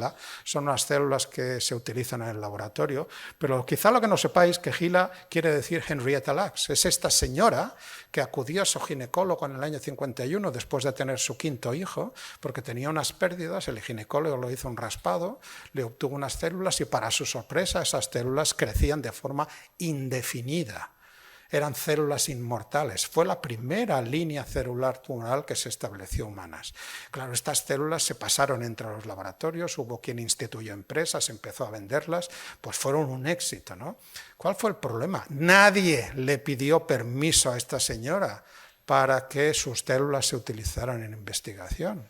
Nadie obtuvo el consentimiento informado, ¿no? Aquí tenéis uno de los problemas de cuando uno accede a unas células de una persona sin permiso, ¿no? Esto saltó por los aires en el año 2013 en Heidelberg, en el laboratorio MBL, cuando unos científicos alemanes, creyendo hacer un beneficio para la comunidad científica, no se les ocurrió nada mejor que publicar el genoma de la célula HeLa. Como hay tanta gente que las usa, digo, vamos a publicar el genoma. Claro, las nietas y bisnietas de Henrietta dijeron, pero ¿cómo se atreve usted a publicar el genoma de nuestra abuela o bisabuela, que en parte también es nuestro genoma, que puede tener marcadores, mutaciones que informen de una enfermedad neurodegenerativa que yo puedo desarrollar en 20, 30 años? Yo voy a ir al banco a pedir una hipoteca por 30 años y me van a decir, no se la vamos a conceder porque usted se va a morir en 20 años. Entonces, esos datos que son privados, son datos de salud, pues de repente estaban puestos. Fijaros, los investigadores alemanes no hicieron esta conexión entre células HeLa y Henrietta Lacks, no se percataron de que estaban trabajando con las células de una persona. Esto se resolvió en los Institutos Nacionales de la Salud, en el NIH, con un comité del cual participan familiares de Henrietta Lacks que deciden en cada momento si los proyectos pueden o no pueden acceder a estas secuencias, ¿no? Esta historia la tenéis escrita en este libro de la periodista Rebecca Slutt. Está traducido al español, La vida inmortal de Henrietta Lacks. Yo os lo recomiendo muchísimo. Y si no queréis leer el libro, vais a Netflix y tenéis la película. Y la película está protagonizada por Oprah Winfrey, que hace el papel de la hija de Henrietta Lacks. La hija falleció un año antes de que se publicara el libro. El libro se publicó en 2010, falleció en 2009. Y yo creo que es la mejor manera de aprender de bioética sin que se mencione apenas la palabra bioética, ¿no? Creo que es una de las maneras más estupendas, ¿no? Bueno, ¿podemos trabajar con embriones humanos nosotros? Bueno, pues en España sí. En España, aunque sorprenda, España confirmó el Convenio de Oviedo en 1997, que tiene 2 artículos. Uno es el 13, que básicamente dice que no podemos modificar el genoma de la descendencia, no lo podemos hacer. Si yo lo hiciera en el laboratorio, os tendría que dar la charla desde Soto del Real, que es la cárcel más cercana que tengo yo ahí a Colmenar, que es donde vivo. Pero el artículo 18 nos dice que usted puede hacer experimentos con embriones humanos delimitados durante un tiempo, preimplantatorios, siempre y cuando no se hayan constituido para eso. No podemos constituir embriones con objeto de investigación. Podemos usar embriones humanos redundantes, sobrantes de procesos de fecundación in vitro, cumpliendo una serie de requisitos, ¿no? Y esto hace que, por ejemplo, nuestro comportamiento frente a las células troncales pluripotentes embrionarias, estamos en un ambiente académico, me tengo que referir a ellas adecuadamente, ¿no? Ya sabéis que son las células madre, pero células madre somos el único idioma que utiliza esta terminología, ¿no? No hay ningún otro idioma que utilice células madre, ¿no? Y lo peor es cuando se traducen textos en español al inglés y salen las mother cells, que los ingleses dicen, pero ¿qué carajo es esto de las mother cells, ¿no? Bueno, células troncales, ¿no? En Europa tenemos países como Alemania, Polonia, Malta, que no permiten la destrucción de embriones humanos. Tienes que destruir un embrión humano preimplantatorio para obtener células troncales, es obvio, ¿no? Pero fijaros que esto es como Groucho Marx, ¿no? Groucho Marx decía, yo tengo unos principios, pero si no le gusta tengo otros, ¿no? Y en Europa está prohibido destruir embriones para crear, pero todas aquellas líneas que se han creado, pues bueno, miro para otro lado y dice, bueno, pues podéis usarlas. Las que se han creado a partir de una fecha, las podéis usar. En España, a diferencia de lo que pasa en Europa, podemos usar y podemos crear de nuevo células troncales. Lo que pasa es que durante mucho tiempo en España las células inducibles pluripotentes, que es otro tipo de células troncales a partir de células somáticas, fuimos más papistas que el Papa, y la ley de biomedicina de 2007 instauró que estas células tenían que ser tratadas como si fueran embrionarias. Científicamente es otro despropósito, esto no es así. Sabemos que las inducibles son distintas de las embrionarias. Y en el resto del mundo se tratan como células somáticas con unas características determinadas, pero no como embrionarias, ¿no? Y esto colapsó la Comisión de Garantías del Instituto de Salud Carlos III, hasta que llegó la Ley de la Ciencia del año 22, esa ley que reguló muchas cosas, ¿no? Pero como teníamos que modificar la Ley de Investigación Biomédica, a nivel jurista sabéis que para modificar una ley necesitamos otra ley, ¿no? Por lo tanto, aprovechando que el Pisuerga pasa por Valladolid, fijaros, pone disposición final primera. Esta ley no tenía que ver con esto. Dice, por cierto, lo que pone en la ley de biomedicina, resulta que ahora las células inducibles ya no van a necesitar este informe previo de la Comisión de Garantías. Ya nos sumamos al resto de países de Europa. Pero hemos estado, pues fijaros, desde el año 2007 al 22 hemos estado 15 años pues, haciendo una cosa distinta de lo que hacían el resto de países europeos. Datos personales. Tenemos que preservarlos y tenemos que cuidarlos. ¿Qué es un dato personal? Pues, por ejemplo, el nombre, tu edad, el DNI, dónde vives. Pero un dato personal también es esa peca que tienes en la mejilla. Un dato personal es ese tatuaje que tienes en la espalda. Un dato personal también es tus costumbres sexuales, o a quién votas, o cuánto ganas. Por lo tanto, cuidado, porque los datos personales hay que protegerlos y tenemos derecho a nuestra privacidad, y sobre todo hay que ver cuál es el uso secundario. Tú puedes generar unos permisos para obtener unas respuestas de una serie de personas y después los vas a mezclar con los resultados de otra encuesta que tiene otro objetivo. Pero la mezcla de las dos encuestas te va a permitir sacar información adicional, Big Data, sacar información adicional que a los participantes en ambas encuestas no te habrían permitido, no te habrían autorizado. Esto, desgraciadamente, está pasando constantemente, ¿no? Tenéis que saber que este nuevo reglamento pues, tiene diferentes mejoras o beneficios. Uno de ellos, el más importante, es el empoderamiento de los pacientes, ¿no? Antes éramos los investigadores los que buscábamos a los pacientes para poder poder trabajar con ellos y hacer investigación. Ahora son los pacientes los que se organizan en forma de grupos, en forma de asociaciones, en forma de fundaciones, obtienen los datos de todos sus asociados y se dirigen al investigador o investigadora que creen que puede mejor utilizarlos. Dicen, aquí tiene los datos de nuestra asociación, utilícelos de la mejor manera posible. Esto es lo que permite, ¿no? También podemos acceder a nuestro historial clínico, ¿no? Esto es algo que la gente no sabe. Tú puedes ir con un USB al Hospital de Castellón o al que te toque y dice, usted, toda la información que tienen en el hospital mía, póngamela por favor en el USB. Te podrán decir, vuelvo hasta mañana, la semana que viene, lo que sea, pero tenéis vuestro derecho, porque sois los depositarios de vuestros datos, ¿no? Claro, cuando trabajamos con ciencias sociales y hacemos experimentos en psicología, claro, durante mucho tiempo estos compañeros nuestros pues no se han sentido implicados en la ley de investigación biomedicina, porque sensu stricto la ley de investigación biomédica no se refiere a las encuestas de tipo social. Pero claro, cuando uno quiere acceder, por ejemplo, a fondos europeos, uno tiene que cumplir una serie de requerimientos y de normativas que incluyen el respeto pues a la dignidad y el respeto a la privacidad. Por ejemplo, en estas entrevistas se suele utilizar el engaño o la investigación encubierta. No os sorprendáis, o sea, hay muchas encuestas en las cuales hay 20 preguntas, la importante es la número 18 y las 17 anteriores es para generar confianza. Yo no te digo lo que te voy a investigar, genero un clima de confianza, pero llega la 18, patapum, te pregunto y es ahí donde te pillo indefenso y tú me respondes, digamos, lo primero que se te pasa por la mente. Bueno, eso puede tener una explicación si está justificado y si después, cuando acabo el experimento, se lo digo, perdóname, usted ha sido motivo de un engaño, etcétera, usted ha participado en una investigación, etcétera, porque si no lo hago estoy engañando, ¿no?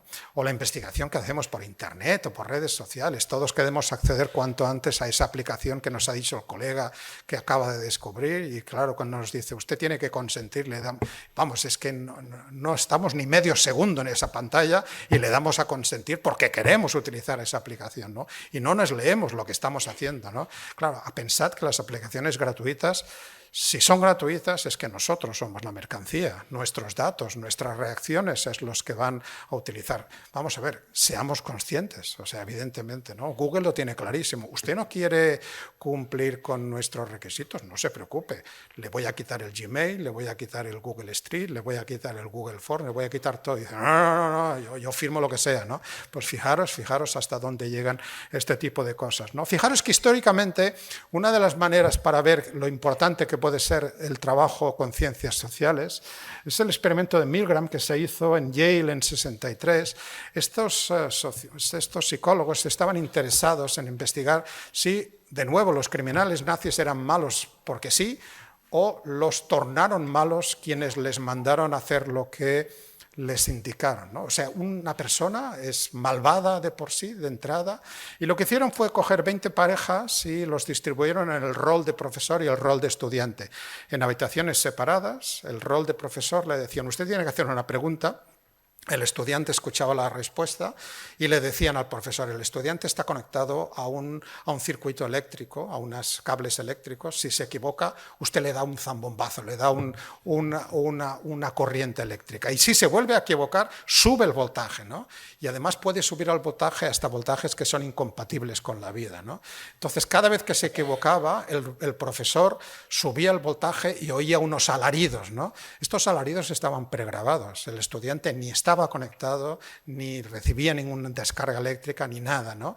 Pero lo que comprobaron los investigadores es que hasta un 65% de los profesores siguieron las indicaciones del instructor y subieron el voltaje hasta llegar a voltajes que mataban a la gente, ¿no? Entonces estaban engañando, estaban ahí confabulando directamente a estas personas, ¿no? Animales, ¿no? Es muy sensible la utilización de animales y aquí pues también estoy pensando en el Instituto de Acuicultura Torre de la Sal, pues que utilizan diferentes modelos de peces. Es muy importante saber y es muy importante tener una muy buena justificación. No porque tengamos que hacerlo, sino porque nos lo pide la legislación y tenemos que cumplir la ley, ¿no? Un par o tres de ideas muy sencillas. La investigación con animales sigue siendo indispensable. Me encantaría que esto no fuera cierto, pero es que lo es. Y no me da igual lo alto y las veces que lo repitan otros grupos que intentan convencernos de lo contrario, es que no es así. Entonces vosotros tenéis que saber que en estos momentos sigue siendo indispensable. Hay muchas cosas que podemos hacer en células, incluso con células troncales, incluso con organoides, que son estos grupos de células que están derivados de estas células troncales. Aquí tenéis un ejemplo, ¿no? Uno de los trastornos del espectro autista, de los TEAs, es el síndrome de Williams. Es una enfermedad rara, no sé si lo conocéis. Síndrome de Williams son personas que tienen esta facies tan característica como de gnomo, son personas que están muy alegres, son personas extraordinariamente sociables y por lo tanto son muy vulnerables, porque se van con cualquiera, ¿no? Y eso las hace tremendamente vulnerables. No se sabía cuál era el gen que estaba detrás, ¿no? Finalmente, gracias al trabajo con organoides, se verificó que ese gen, el GTI2KI, no sé qué, es igual, ese gen es el que estaba mutado, ¿no? La sorpresa saltó cuando se verificó que mutaciones en este mismo gen están en los Golden Retriever, en los labradores. ¿Cuál es la raza de perros más amigable, más sociable? ¿Cuál es la raza de perros que se utiliza en los perros lazarillos?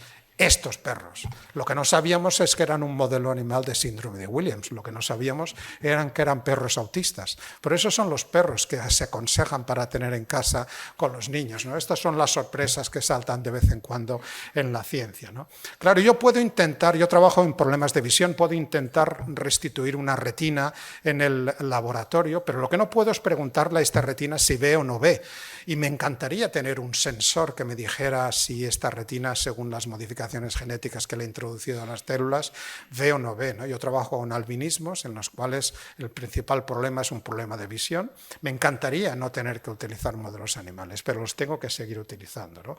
Por eso utilizo modelos animales para investigar esta condición genética que, lejos de lo que veáis en apariencia, el problema de estas personas no es su falta de pigmentación, sino que es su falta de visión. Sigo necesitando animales como estos modificados genéticamente que tienen esta proteína verde fluorescente en todas sus células y me permiten hacer, por ejemplo, experimentos de trasplante de médula ósea, células marcadas en verde, y veo cómo recolonizan pues, el sistema hematopoyético de un ratón que no es verde, ¿no? O, por ejemplo, cuando estoy desarrollando una terapia, tengo que utilizar diferentes modelos animales, roedores y otros no roedores, que suelen ser perros beagle, perros criados ad hoc. No son perros que están en casa o están en la calle, son perros criados para este tipo de investigaciones. O cuando estoy haciendo un desarrollo de un candidato vacunal, paso por los roedores, pero antes de pasar a la fase 2 del ensayo clínico, necesito hacer un ensayo de forma reglamentaria. Reglamentaria quiere decir que tengo que hacerlo, pues está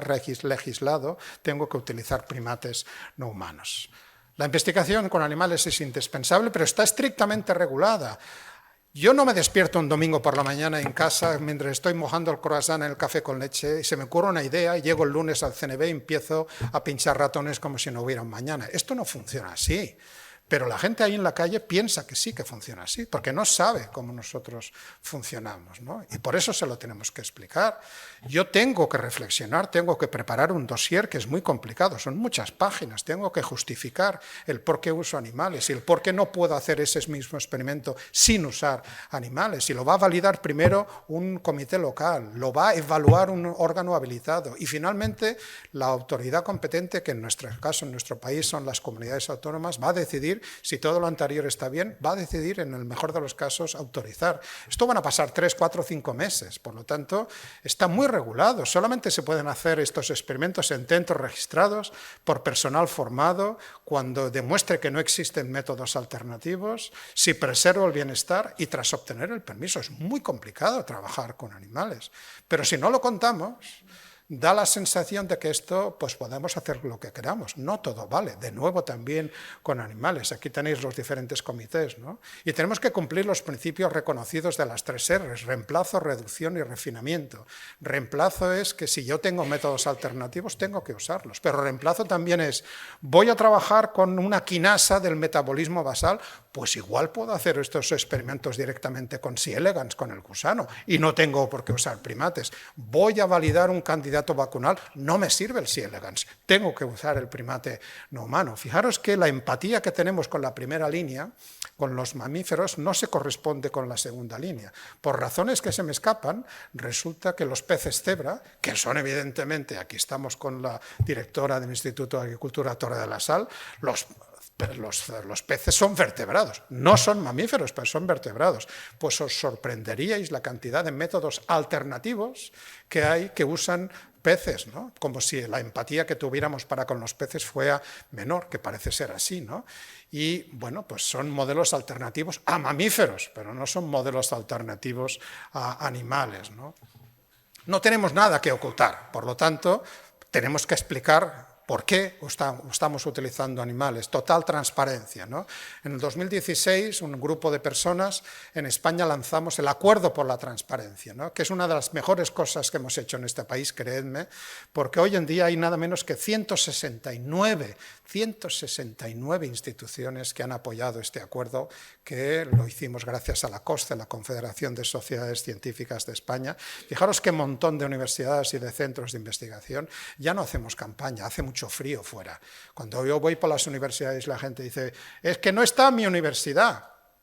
Bueno, pues habla con tu vicerrector y solicita pues, formar parte de este acuerdo, ¿no? De tal manera que sea posible el que tú no tengas nada que ocultar y le cuentes al resto, ¿no? ¿Qué es lo que dice el acuerdo? Es un acuerdo voluntario de hablar con claridad, de proporcionar información adecuada, de promover iniciativas en favor de la experimentación animal y luego nos auditamos anualmente de todo este proceso. Dos temas, dos flashes, ¿no?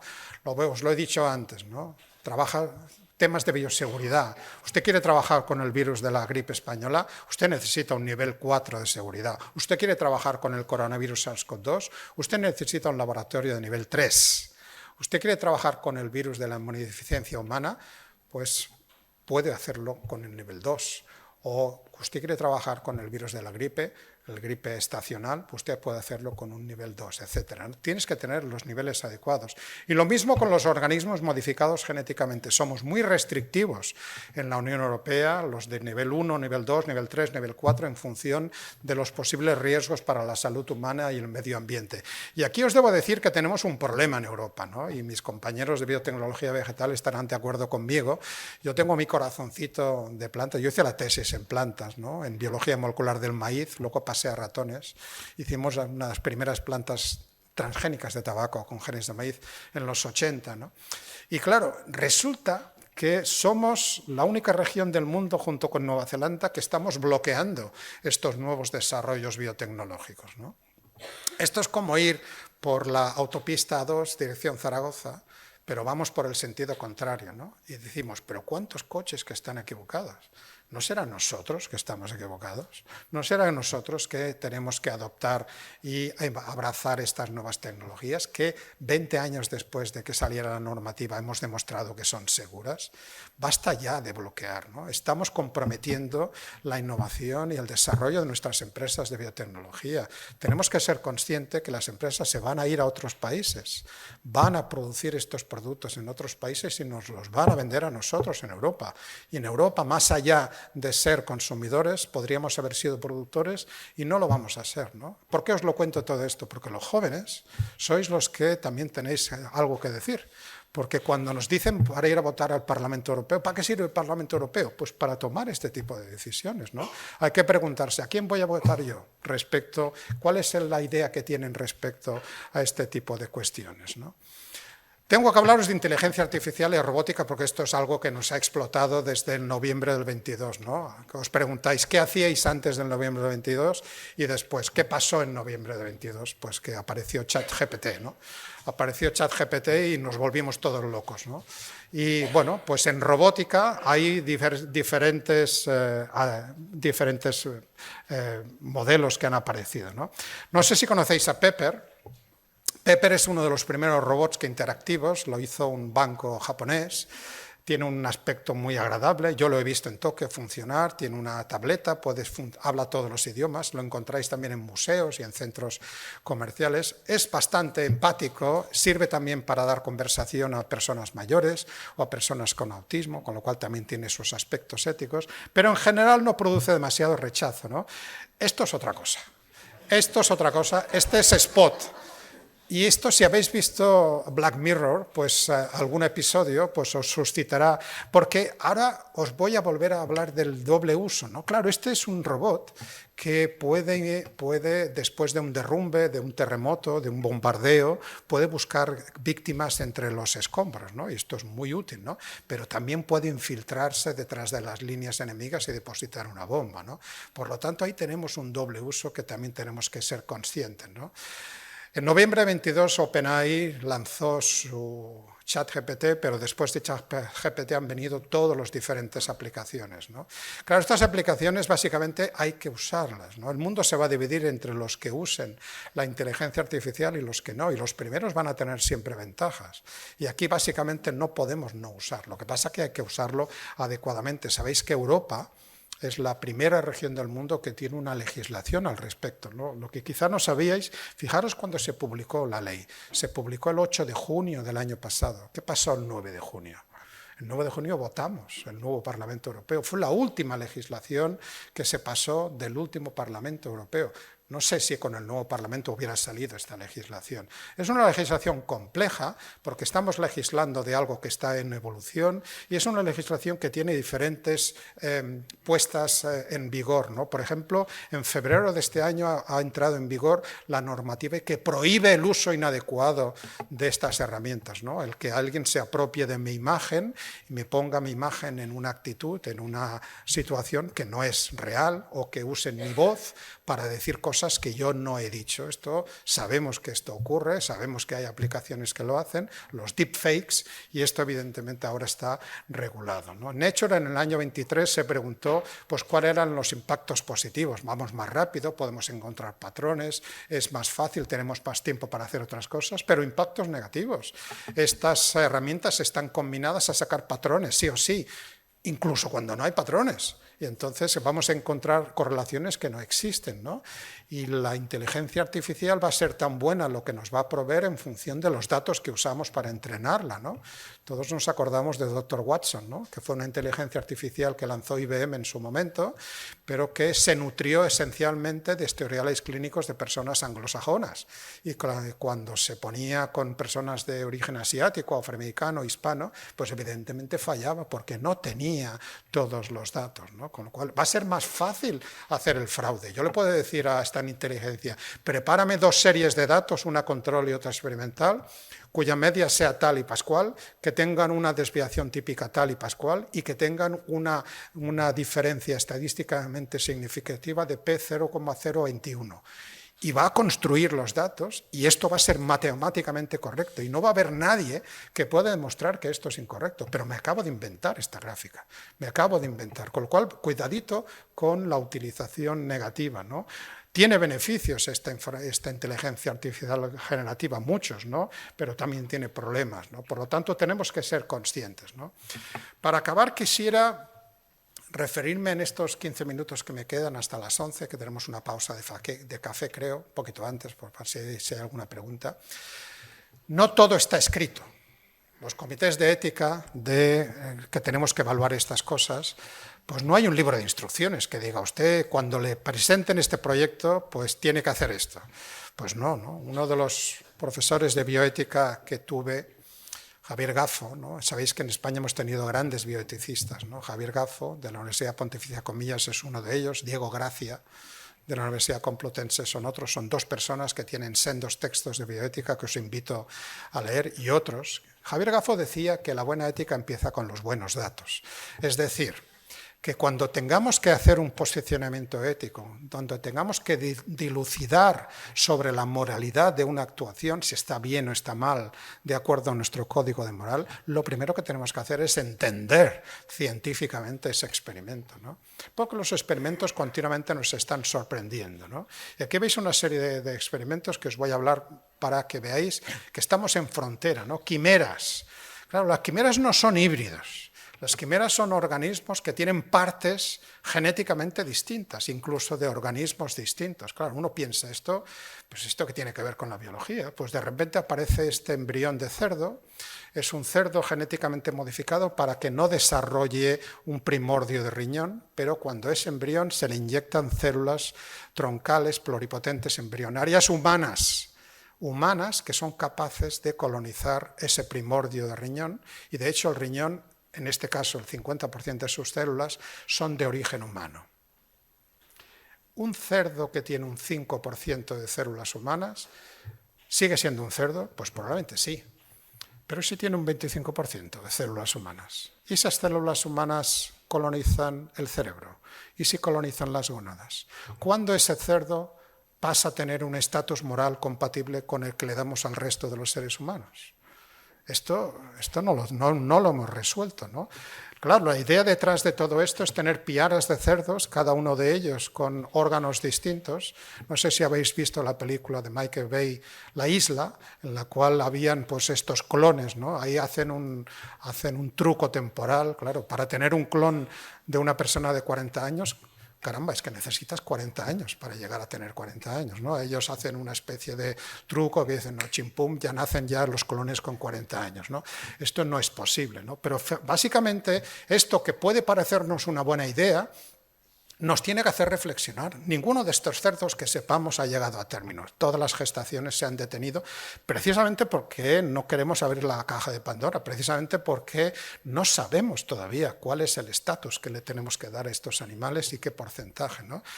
Acordaros, hay que responder al para qué. ¿Para qué quiere usted hacer este experimento, ¿no? Tenemos ahora otras soluciones, como vamos a ver, los xenotransplantes, los trasplantes naturales. Esto de las quimeras todavía es algo... Y además yo soy muy crítico. Yo entiendo que estos artículos se publican muy bien, son muy apetitosos y muy sexys y aparecen en los titulares de periódicos, porque todo lo que tenga que ver con células troncales humanas es muy interesante, ¿no?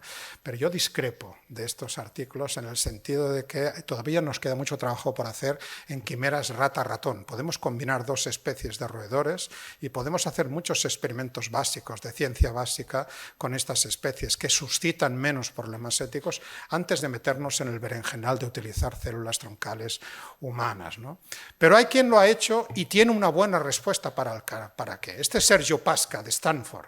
Sergio Pasca ha inyectado neuronas derivadas de un organoide de cerebro humano en una rata recién nacida. Sabéis que el cerebro, el sistema nervioso, es un órgano inmunoprivilegiado, no va a ser rechazado las células, con lo cual esas células de neuronas humanas pues realizan conexiones somatosensoriales, y cuando tú le mueves los bigotes a la rata, las neuronas que responden son las humanas, ¿no? Por lo tanto, lo que quiere hacer Sergio Pasca es no trabajar con neuronas de personas sanas, sino de personas con alteraciones neurológicas, porque en el organoide no le permiten hacer la pregunta de verdad de si funcionan o no funcionan. En cambio, cuando las pone en un entorno, pues resulta que puede hacer la pregunta adecuada. Sirve el para qué, tiene una buena respuesta. Lo que pasa es que esta rata, que tiene pues un 5% de células humanas, pues seguirá siendo una rata. Pero si a alguien se le va la mano y esta rata tiene un 30% o un 40%, pues es que ya no sé qué será. Es que tiene alguna connotación humana. ¿Tenemos el derecho y el deber de darle un estatus moral distinto? Pues todavía no tenemos la respuesta, ¿no? Todos hemos aprendido que nosotros venimos al mundo por embriones que vienen de la fecundación de un óvulo por un espermatozoide, chimpum. Esto es lo que hemos aprendido en la escuela. Y resulta que no, nos dicen que existe la posibilidad de generar embriones sin óvulos ni espermatozoides. Claro, nos explota la cabeza. Pues resulta que aquí tenemos a Jacob Hanna y a Magdalena Cernica, que en el año 21, pues fijaros, lo que hicieron fue, aquí arriba tenéis un embrión de ratón postimplantatorio de día 9 aproximadamente, de los 20 días que dura la gestación del ratón, a mitad de gestación, y abajo tenéis otro embrión que se parece mucho, y es un embrión producto de mezclar células troncales. O sea, yo mezclo células troncales y las pongo en un dispositivo que las mece, y resulta que con una eficiencia paupérrima, estructuralmente en el espacio se organizan y dan lugar a algo que parece un embrión. Ya sabéis aquello de anda como un pato, anda como un pato, vuela como un pato, pues será un pato. Pues no. Pues igual no es un pato, porque la pregunta de qué es un embrión, tenemos que decir, ¿qué es un embrión? Un embrión lo es en cuanto que tiene la capacidad de desarrollarse y convertirse en un ser vivo, porque si esto no lo cumple, esto no es un embrión, se puede parecer mucho a un embrión, pero no. Bueno, esto fue en el 21, esto no llegó a demasiados artículos ni a demasiados periódicos. Fijaros que consiguieron pues saltarse toda lo que es la fase preimplantatoria de la embriogénesis y llegaron directamente pues a estos estadios, ¿no? Claro, es que resultó después, en el 23, 2 años después, lo hicieron igual con células troncales humanas. Y el Guardian publicó que somos capaces de crear embriones humanos sintéticos. Claro, estas 3 palabras juntas dan mucho susto. Embriones humanos sintéticos, ¿no? ¿Qué es un embrión humano sintético, ¿no? Yo creo que enseguida se dieron cuenta de que habían metido la pata, porque cuando publicaron los artículos borraron lo de sintético y empezaron a hablar de modelos embrionales derivados de células troncales embrionarias, lo cual es mucho menos sexy, pero es probablemente más ajustado a la realidad, ¿no? Éticamente nos hemos tenido que preguntar si igual teníamos que cambiar la definición de embrión. Aquí tenéis a Alfonso Martínez Arias, que es coautor de uno de estos artículos, que discutieron éticamente. Él trabajó muchos años en Cambridge y ahora está en la Pompeu Fabra, y él dijo, quizá el embrión humano es un grupo de células humanas que en combinación con tejidos extraembriónicos y funciones uterinas, combinadamente es capaz de generar un feto. Esto es una definición probablemente más ajustada, pero todavía es complicada científicamente. A mí la que me gusta es otra definición que vais a ver a continuación, ¿no? Claro, si yo tengo que, para saber si es un embrión, tengo que saber si es capaz de gestar, pues claro, es que esto es un problema, ¿no? No lo voy a hacer con estos pseudoembriones humanos, ¿no? Esto se ha hecho con embriones sintéticos de macaco y afortunadamente este experimento no ha tenido éxito. Digo afortunadamente porque de nuevo creo que hay mucho trabajo por hacer todavía en roedores antes de pasar a primates, ¿no? Y si no ha tenido éxito en macacos, os imaginaréis que no es demasiado recomendable hacerlo en humanos. Os decía que la mejor interpretación que yo creo es la de Íñigo de Miguel, que es jurista de Siker Basque, de la Universidad del País Vasco. Sabéis que es miembro del Comité de Bioética de España. Y Íñigo de Miguel, junto con otros colaboradores, dice: un embrión humano es una célula, un grupo de células que tiene la capacidad inherente de desarrollarse en un ser humano. Chimpum, ya está, fácil. Usted puede desarrollarse en un ser humano, va a ser un embrión. Si no, no lo va a ser. Con lo cual, cuidadito, porque igual tenemos que mirar estas estructuras desde otra perspectiva, ¿no? En el Reino Unido ya están avanzando con unos códigos que van a regular cómo vamos a acercarnos a este tipo de investigación. Los xenotransplantes, el usar órganos de cerdo dentro de personas que no llegan a tener ese órgano humano que necesitan porque están muy abajo en la lista de espera. Esto es un avance considerable. Estos cerdos tienen 10 modificaciones genéticas, 6 genes humanos añadidos, 4 genes del cerdo inactivados. Pues todo esto se ha conseguido gracias a edición genética, entre otros avances. Pero bueno, igual nos tenemos que preguntar si éticamente esto lo aceptamos. ¿Todo el mundo acepta tener dentro de su cuerpo un corazón de cerdo? Pues depende, ¿no? Si te estás muriendo, igual dices, pues venga, lo que sea, ¿no? De cerdo, de lagarto, de lo que sea, ¿no? Pero en este caso es de cerdo. Fijaros que el primer experimento fue éticamente difícil de explicar, ¿no? Esto fue en septiembre de 21. Aquí lo que estáis viendo es un riñón de estos cerdos conectado a la pierna de una mujer cadáver que acababa de fallecer con electroencefalograma plano, pero que tenía latido cardíaco y estaba con respiración automática, ¿no? Claro, esto cuesta de explicar, pero hay que explicarlo. Claro, ¿qué querían hacer los investigadores?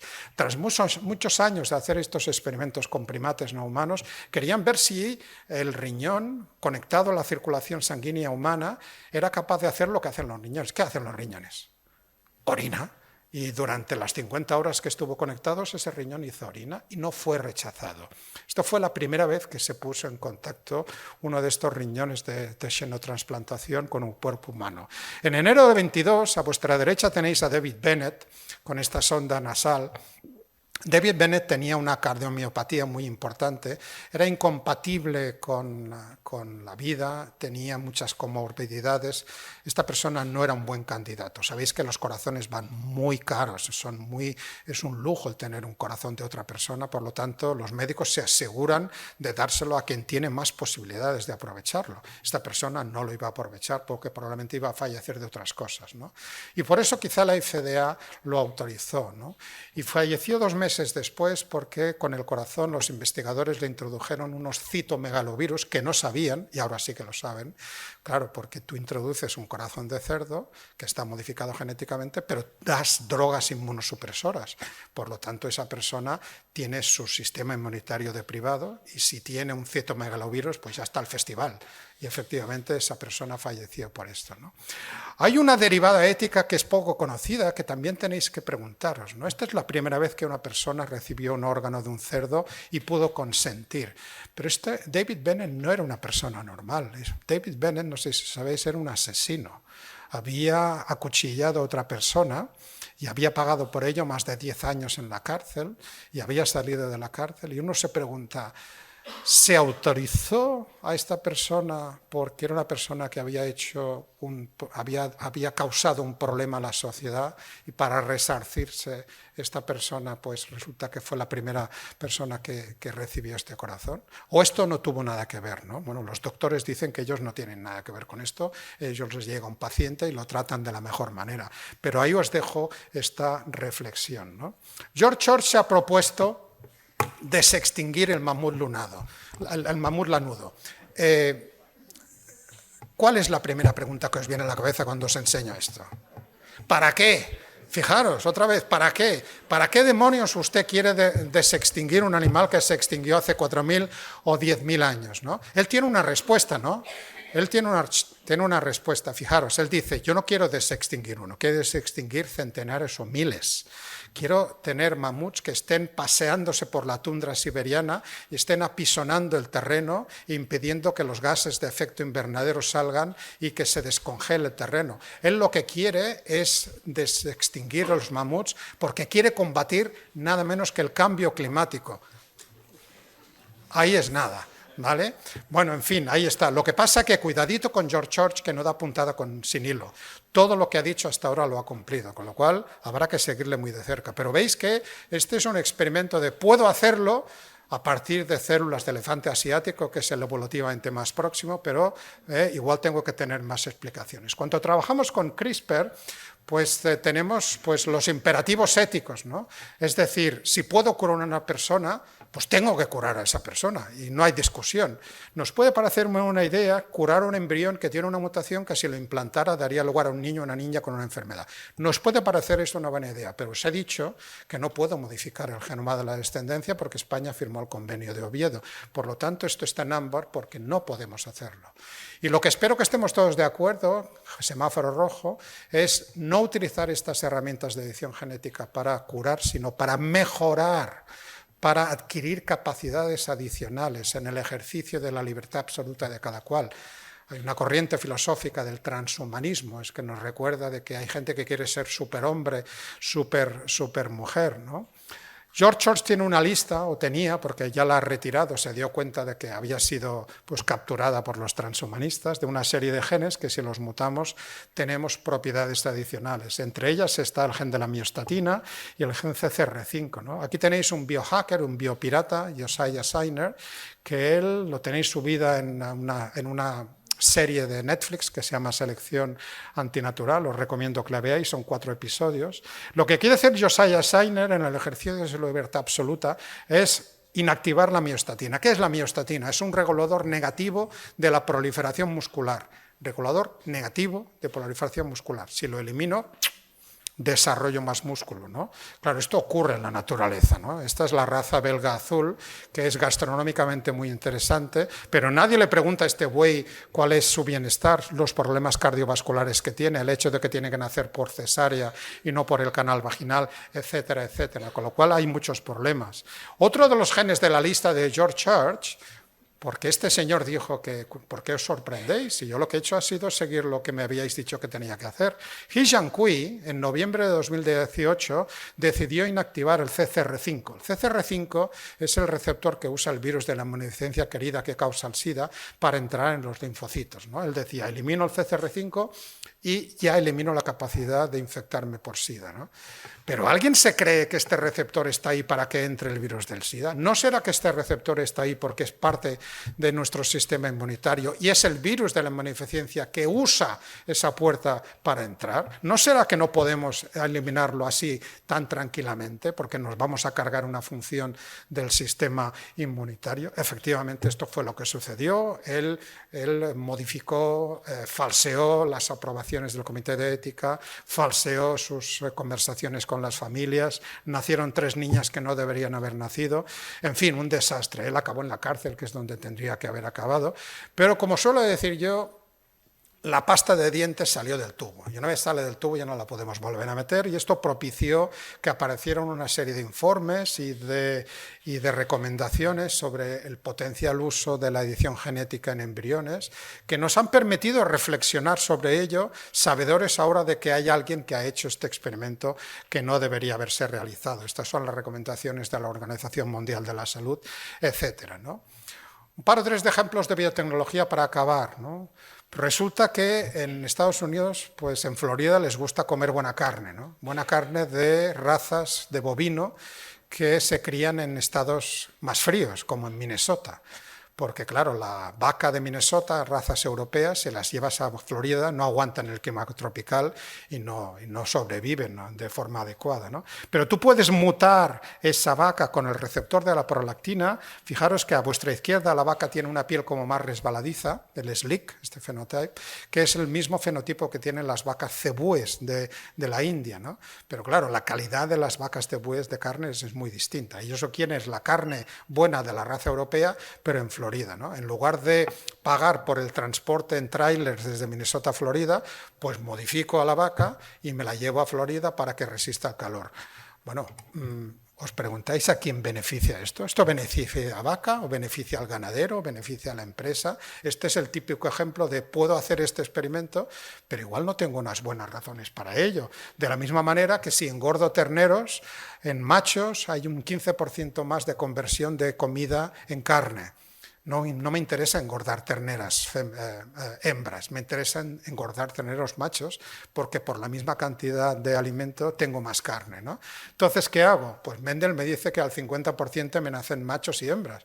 Bueno, pues si añado con CRISPR el factor de determinación sexual, que es el SRY, y lo introduzco en varios cromosomas autosómicos, pues sesgo el sexo, ¿no? Y me van a hacer más machos que hembras, ¿no? De nuevo la pregunta, ¿no? ¿Esto que estoy haciendo a quién favorece? ¿Favorece a la vaca o favorece al productor, ¿no? Y quizá el último ejemplo, que es el más claro, ¿no? ¿Quién tiene gatos en casa? ¿O quién conoce a alguien que tenga gatos? Seguro que muchos de vosotros tenéis gatos, ¿no? Y sabéis que hay gente que es alérgica a los gatos. Cuando somos alérgicos a los gatos, lo que somos alérgicos es una proteína de la saliva, que es la FeLD1. FeLD1 es una proteína heterodimérica codificada por 2 genes, CH1 y CH2, que son hipervariables como las inmunoglobulinas. De hecho, el gato produce esta proteína en la saliva y se lame. Y decimos, ¿se está lavando? No, no se está lavando. Está distribuyendo esta proteína por el cuerpo porque luego el gato se arramba a todo. Se arramba a todos los objetos, se arramba a nuestras piernas, se está depositando para que, los datos son territoriales, para que cuando venga otro individuo conozca que ha pasado por ahí un gato distinto, porque esta proteína va a ser distinta. Pues ha habido una empresa que se le ha ocurrido, vamos a utilizar CRISPR y vamos a eliminar estos genes, vamos a generar gatos hipoalérgicos, ¿no? Chimpum, ya está, ¿no? Pero le hemos preguntado al gato si le podemos quitar estos genes. ¿No será que estamos eliminando un canal de comunicación fundamental que utilizan los gatos? Es como si a nosotros nos cortaran la lengua. ¿Podemos hacer este experimento? ¿Cuáles son las condiciones éticas que están detrás de este experimento? Y el último, esto sí que es verdad, ¿no? O sea, habéis visto hace unas pocas semanas que de repente han aparecido unos experimentos que dicen es posible tener descendencia en ratones a partir de 2 machos y también a partir de 2 hembras, ¿no? Claro, esto nos explota la cabeza, porque evidentemente necesitamos un óvulo y un espermatozoide para generar un embrión, ¿no? Entonces ha aparecido, en primer lugar, hace 2 años, hubo un equipo japonés que hizo lo propio con una estrategia, que es la que os voy a contar a continuación. Tú de una célula macho puedes obtener células troncales, que son XY. Estas células troncales las tienes en cultivo y espontáneamente, con muy poca probabilidad, algunas células van a perder el cromosoma Y y se van a convertir en células X0, que son las células del síndrome de Turner. Estas células X0 puedes forzar tú la duplicación del cromosoma X, por lo tanto, esa célula X0 ahora se convierte en XX y esa célula XX la puedes derivar a producir in vitro óvulos. Óvulos que puedes fecundar con esperma de otro macho. Por lo tanto, los ratoncitos que nacen tienen como progenitores a 2 machos y no a un macho y una hembra. Y en el ratón y en los roedores en general, que permiten consanguinidad máxima, tú puedes tener un propio macho y puedes obtener esperma de su macho y células de la piel las conviertes en inducibles pluripotentes y las llevas a hacer óvulos. Óvulos que fecundas con el propio esperma del macho, lo gestas en una ratona y el ratoncito que nace tiene por padre y madre el mismo individuo que es un solo macho. ¡Boom! Esto aquí te explota la cabeza, ¿no? Esto hace 2 años es muy complejo, tiene una eficiencia paupérrima, pero lo que han hecho ahora estos investigadores chinos es distinto. Sabéis que los mamíferos, a diferencia de otros grupos animales, de reptiles, peces y anfibios, los mamíferos tenemos un mecanismo que garantiza que los embriones viables solamente son cuando mezclamos un óvulo con un esperma, ¿no? Ese mecanismo se llama la impronta genómica, porque hay genes que se expresan de forma distinta si los heredamos del padre o si los heredamos de la madre. Lo que han hecho estos investigadores chinos ha sido inactivar 20 genes sometidos a impronta y al inactivarlos lo que consiguen es que células derivadas de un esperma, células haploides derivadas de un esperma, se conviertan o se comporten como si fuera un óvulo. Y esas células que derivan de un esperma y se comportan como si fuera un óvulo pueden ser fecundadas por otro esperma de otro macho, con lo cual ya tienes ahí directamente el nacimiento de ratones con 2 machos, 2 progenitores machos. Lo mismo lo puedes hacer con óvulos, puedes hacer la inactivación de la impronta en óvulos y ese óvulo se convierte o se comporta como si fuera un esperma. Claro, esto además de poner más alta la frontera de la biología de reproducción en mamíferos, ¿qué trascendencia tiene? Pues tiene una trascendencia que hoy en día no es posible, pero que tendremos que empezar a pensar por si éticamente estamos dispuestos a aceptarlo como sociedad. Una pareja de homosexuales masculinos en estos momentos, si quiere tener descendencia, uno de los dos es el que aporta el esperma, acude a una clínica de reproducción asistida, solicita un óvulo de una mujer que dona este óvulo, se hace la fecundación in vitro y luego se tiene que gestar. Sabéis que en España la gestación subrogada es ilegal, pero que sea legal en España no quiere decir que no lo sea en otros países. Y efectivamente es lo que sucede, ¿no? Acudes a un país donde esto es legal, se gesta y tienes ese niño o esa niña que es hijo biológico de uno de los dos, solamente de uno de los dos, ¿no? Lo mismo con una pareja de homosexuales femeninas en las cuales una de las dos aporta el óvulo, acuden a una clínica para esperma, hacen la fecundación, una de las dos puede gestar directamente ese embrión y ese niño o niña será hija de una de las dos. Pero si somos capaces de trasladar estos avances que vemos ahora en ratones a humanos, pues tendrán la posibilidad estas parejas de ser genéticamente los padres, los dos o las dos, de sus hijos o sus hijas. Esto en estos momentos es ciencia ficción, que quede claro. Pero esto es algo que en algún momento puede ser una realidad. Y ahora es el momento de discutir sobre ello. Ahora es el momento de empezar a hablar sobre ello. En fin, perdonadme si me he extendido un poquito más, pero creía importante pues enseñaros todo este abanico de posibilidades que cubren los aspectos éticos de la investigación y trasladaros esta incertidumbre, estas dudas, estos problemas que tenemos todavía con los experimentos frontera en biomedicina y en biotecnología, para los cuales todavía no tenemos instrucciones, para los cuales todavía lo que necesitamos es una reflexión. Quedaros con este mensaje, no todo vale. Muchas gracias.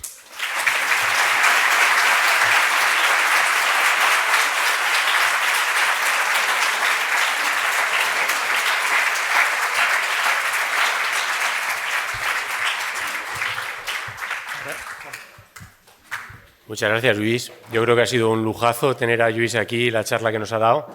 Esto seguro que lo vais a recordar cuando vayáis a clase, porque los profesores que tenéis, bueno, somos un poco más de ir por casa. Vamos a ver si tenemos tiempo para alguna pregunta. ¿Alguien tiene alguna pregunta? ¿Alguna pregunta? Los estudiantes, sobre todo. Venga, ¿quién se anima a hacer alguna pregunta? Algo que os haya sorprendido, que no veáis bien o que queráis preguntar. ¿Quién se anima? ¿Les pones mejor nota, no, a los que preguntan? ¿Sí? ¿Ah, sí? Pero no, hombre, no, o sea, aquí se puede preguntar de todo. ¿Esto os ha sorprendido? ¿Esto de que nazcan ratones de 2 machos y de 2 hembras? Esto sorprende, esto explota, ¿no? Y esto, fijaros, que lo que hay que hacer es intentar explicarlo, no aquí, en un ambiente académico, sino fuera de aquí, ¿no? Porque si no es tan fácil dar la sensación de que estos científicos locos hacen lo que quieren, ¿no? Esto tiene una explicación. Esta gente está investigando pues, las claves de la reproducción asistida en mamíferos, ¿no? Las claves de la impronta. Y son avances que son importantes y hay que conocer, pero hay que explicarlo bien, porque es que si no, claro, de repente he visto titulares que me han preguntado y dice, ya no necesitamos a las mujeres. Esto evidentemente te metes en unos berenjenales que no vienen a cuenta, ¿no? Estos son los titulares fuera de... Pero claro que las necesitamos. Venga, así me gusta. Este hay que ponerle buena nota.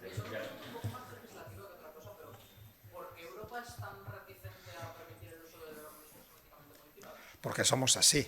Porque me está preguntando... Bueno, que repita la pregunta con el micrófono, para que te oigan todos. Como he dicho... Sí, funciona. Es una pregunta un poco legislativa, pero ¿por qué es Europa tan reticente a aceptar el uso de organismos genéticamente modificados? Porque somos una región del mundo que tenemos entendido, esto es una opinión personal, tenemos esta supuesta protección del medio ambiente, de la naturaleza, y tenemos esta visión, digamos, muy entre comillas, muy... bonita de lo que es la agricultura, de lo que es la ganadería, y somos capaces de coger nuestro coche y hacer 200 kilómetros para ir a comprar un tomatito de alguien que lo ha cultivado en el patio trasero de su casa, y es un tomatito estupendo que nos va a hacer una ensalada estupenda, y claro, hemos hecho 400 kilómetros para ir a buscar ese tomatito, y ese tomatito, pues igual la persona que lo está creciendo, pues ha utilizado decenas y decenas de litros de agua. Eso no es sostenible.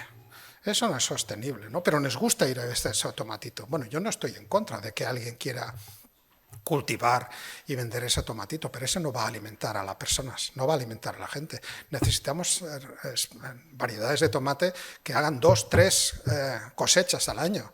Necesitamos tomates al acceso para todo el mundo, ¿no?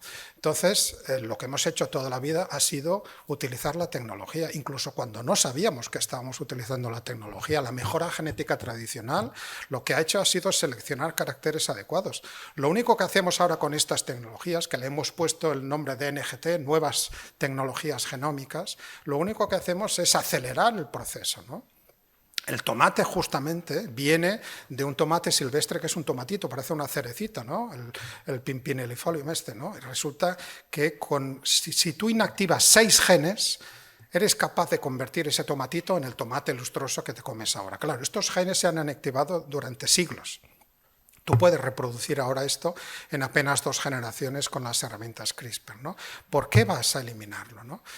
Resulta que en julio de 2018 el Alto Tribunal Europeo determinó que la edición genética era similar a los procesos de modificación genética de generación de transgénicos y por lo tanto debía tener los mismos riesgos para la salud humana y para el medio ambiente, con lo cual le dijo tendrán que aplicarse la Directiva Europea 2001-18 y esa directiva es la que ha bloqueado el desarrollo de cualquier organismo modificado genéticamente, ¿no?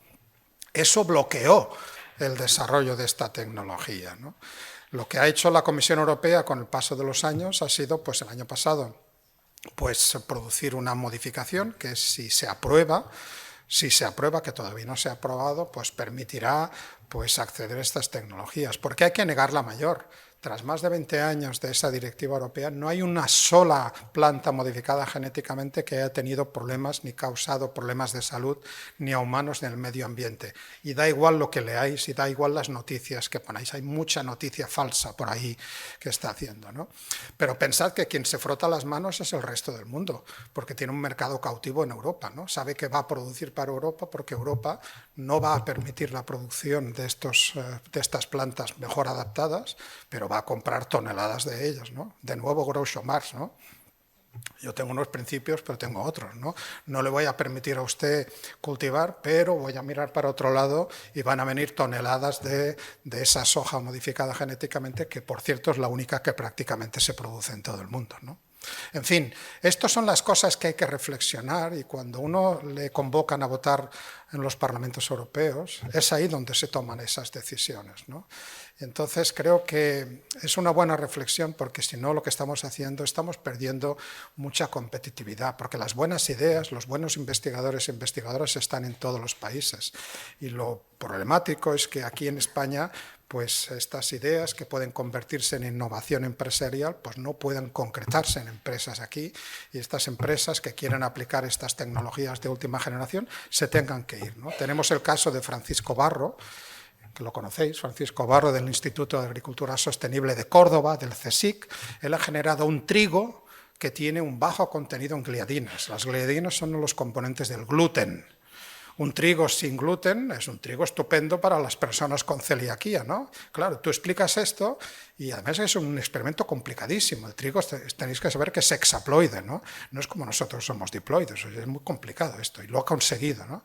Pues uno escucha esto y dice, yo tengo que comprar las galletitas o los bollitos de ese trigo, ¿no? Pues no los tienes aquí, porque esto no está autorizado aquí. ¿Y qué ha hecho Francisco Barro? Se ha ido a Estados Unidos y le han puesto una alfombra de terciopelo y están ahí, ha licenciado la patente, van a crecer el trigo ahí, van a hacer los bollitos y los bollitos nos los van a vender a nosotros, ¿no?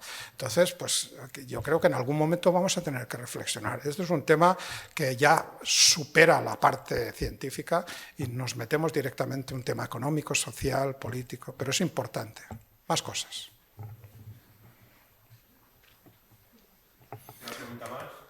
¿O queréis todos el cafetito? Ah, no, hay por ahí detrás, estupendo. A ver si llegamos ahí. Sí, llega.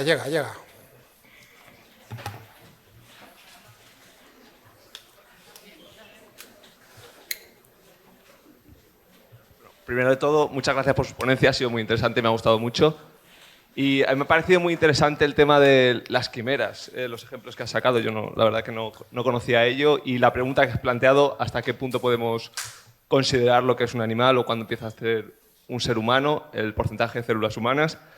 Y claro, la duda que me surge es ¿cuándo consideramos que un organismo es un ser humano?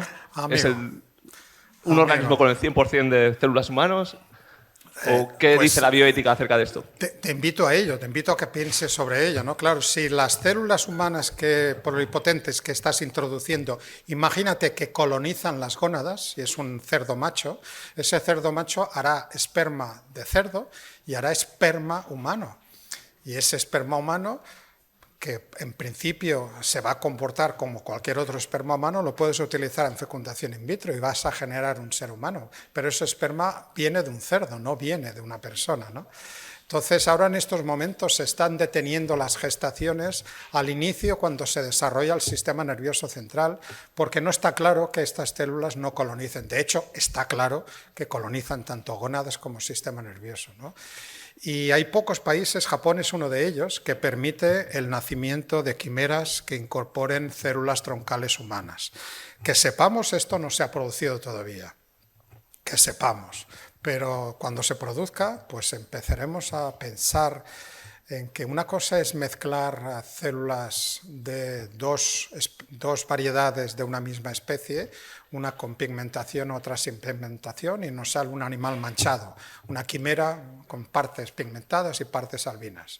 Otra cosa es que te nazca un cerdo quimérico que tenga partes humanas, ¿no? Y que esas partes humanas, ¿qué porcentaje es el que tú necesitas para empezar a darle un estatus moral y por lo tanto legal y por lo tanto protección más allá de la que tiene que recibir por ser un cerdo, por ser un animal, ¿no? Es que esto no está, esto es una caja de Pandora terrible, ¿no? Todavía no tenemos ni idea de cómo esto lo podemos hacer, ¿no? Ahí te invito a que reflexiones a ello y a que propongas ideas. Bueno, pues si os parece, vamos... Bueno, ¿hay una última pregunta? Venga. Ya se veía yo que se animaban. Muchas gracias por tu presentación, ha sido muy interesante y muy buena. Bueno, en cuanto a mi pregunta, iba más hacia el tema de CRISPR-9. Esta herramienta que en sus principios fue catalogada como una herramienta con la capacidad de realizar edición genómica de garaje. O sea, mientras más avanza la tecnología en esta herramienta, se decía que podría realizarlo desde tu casa. Y bueno, vamos viendo que va en ese proceso. ¿Qué piensas sobre el tema de edición genética propia del individuo sin la necesidad de realizar un desbeneficio para la sociedad, para nuestro entorno, sino un beneficio? Mira, te voy a ser muy claro. Me parece una obscenidad. Me parece algo que no deberíamos perder ni un céntimo de euro, ni una hora de nuestro tiempo, con la cantidad de enfermedades congénitas que todavía no tienen cura y que están esperando que desarrollemos una terapia, el destinar recursos para todo aquello que no sea desarrollar terapias me parece una obscenidad. Pero esto es mi opinión. Hay gente que sigue pensando que es una buena idea mejorarse y evidentemente a mí esto me preocupa. Me preocupa que se transmita esa facilidad de que tú puedas realizar en el garaje de tu casa este experimento. Esto no es así. Esto no es así, por mucho que quiera el señor Josiah Sainer, que cuidado, que si lo conocéis, el señor Josiah Sainer tiene una empresa que vende estos kits y te los envía a tu casa, ¿no? Claro, el tipo se está beneficiando de ese supuesto pensamiento transhumanista. El tío está haciendo caja con unos kits que vende, supuestamente para cambiar la GFP de unas bacterias y para que pierdan el brillo verde, ¿no? Pero lo que está distribuyendo es proteínas Cas y una serie de guías, ¿no? Esto es muy peligroso, ¿no? Yo cojo el teléfono de mi casa, llamo a Vandellós y le digo, oye, envíadme un poquito de uranio enriquecido para casa. No me lo van a enviar. ¿Por qué? Porque en mi casa no tengo una instalación radioactiva ni tengo la licencia, ¿no? Y eso lo entendemos todos. Pero tú desde tu casa entres en una empresa que venda reactivos CRISPR, le das tu tarjeta de crédito y 3 días más tarde, pues por FedEx te llega la proteína Cas y las guías, y aquí paz y después gloria. Todavía no hemos transmitido al resto de la sociedad el peligro inherente que es trabajar con estas herramientas, ¿no? Y ahora te recuerdo lo como empecé la charla, el doble uso, ¿no? O el uso inadecuado de las técnicas, ¿no? Las técnicas en sí mismas no son buenas ni malas, es las aplicaciones que hacemos con ellas. Y por eso tenemos que hacer esta reflexión ética. Y por eso los comités de ética tienen también que tomar partido, ¿no? Y por eso, a pesar de que es un despropósito lo de tratar a las ediciones genéticas como unas modificaciones de transgénesis, porque no estamos introduciendo ADN foráneo, sino que estamos modificando o inactivando. Lo único bueno de todo esto es que esto obliga a pasar los experimentos con CRISPR aquí en Europa, obliga a pasar estos experimentos por la evaluación de los comités de ética. Esto es la única parte buena de esa sentencia judicial de 2018. Muy bien, pues si os parece ahora, los asistentes a la jornada, tenemos un café rápido fuera. El estudiantado se queda aquí ahora con Rosa Pérez y con Carola. Y vamos, antes de irnos, a darle un aplauso a Luis porque...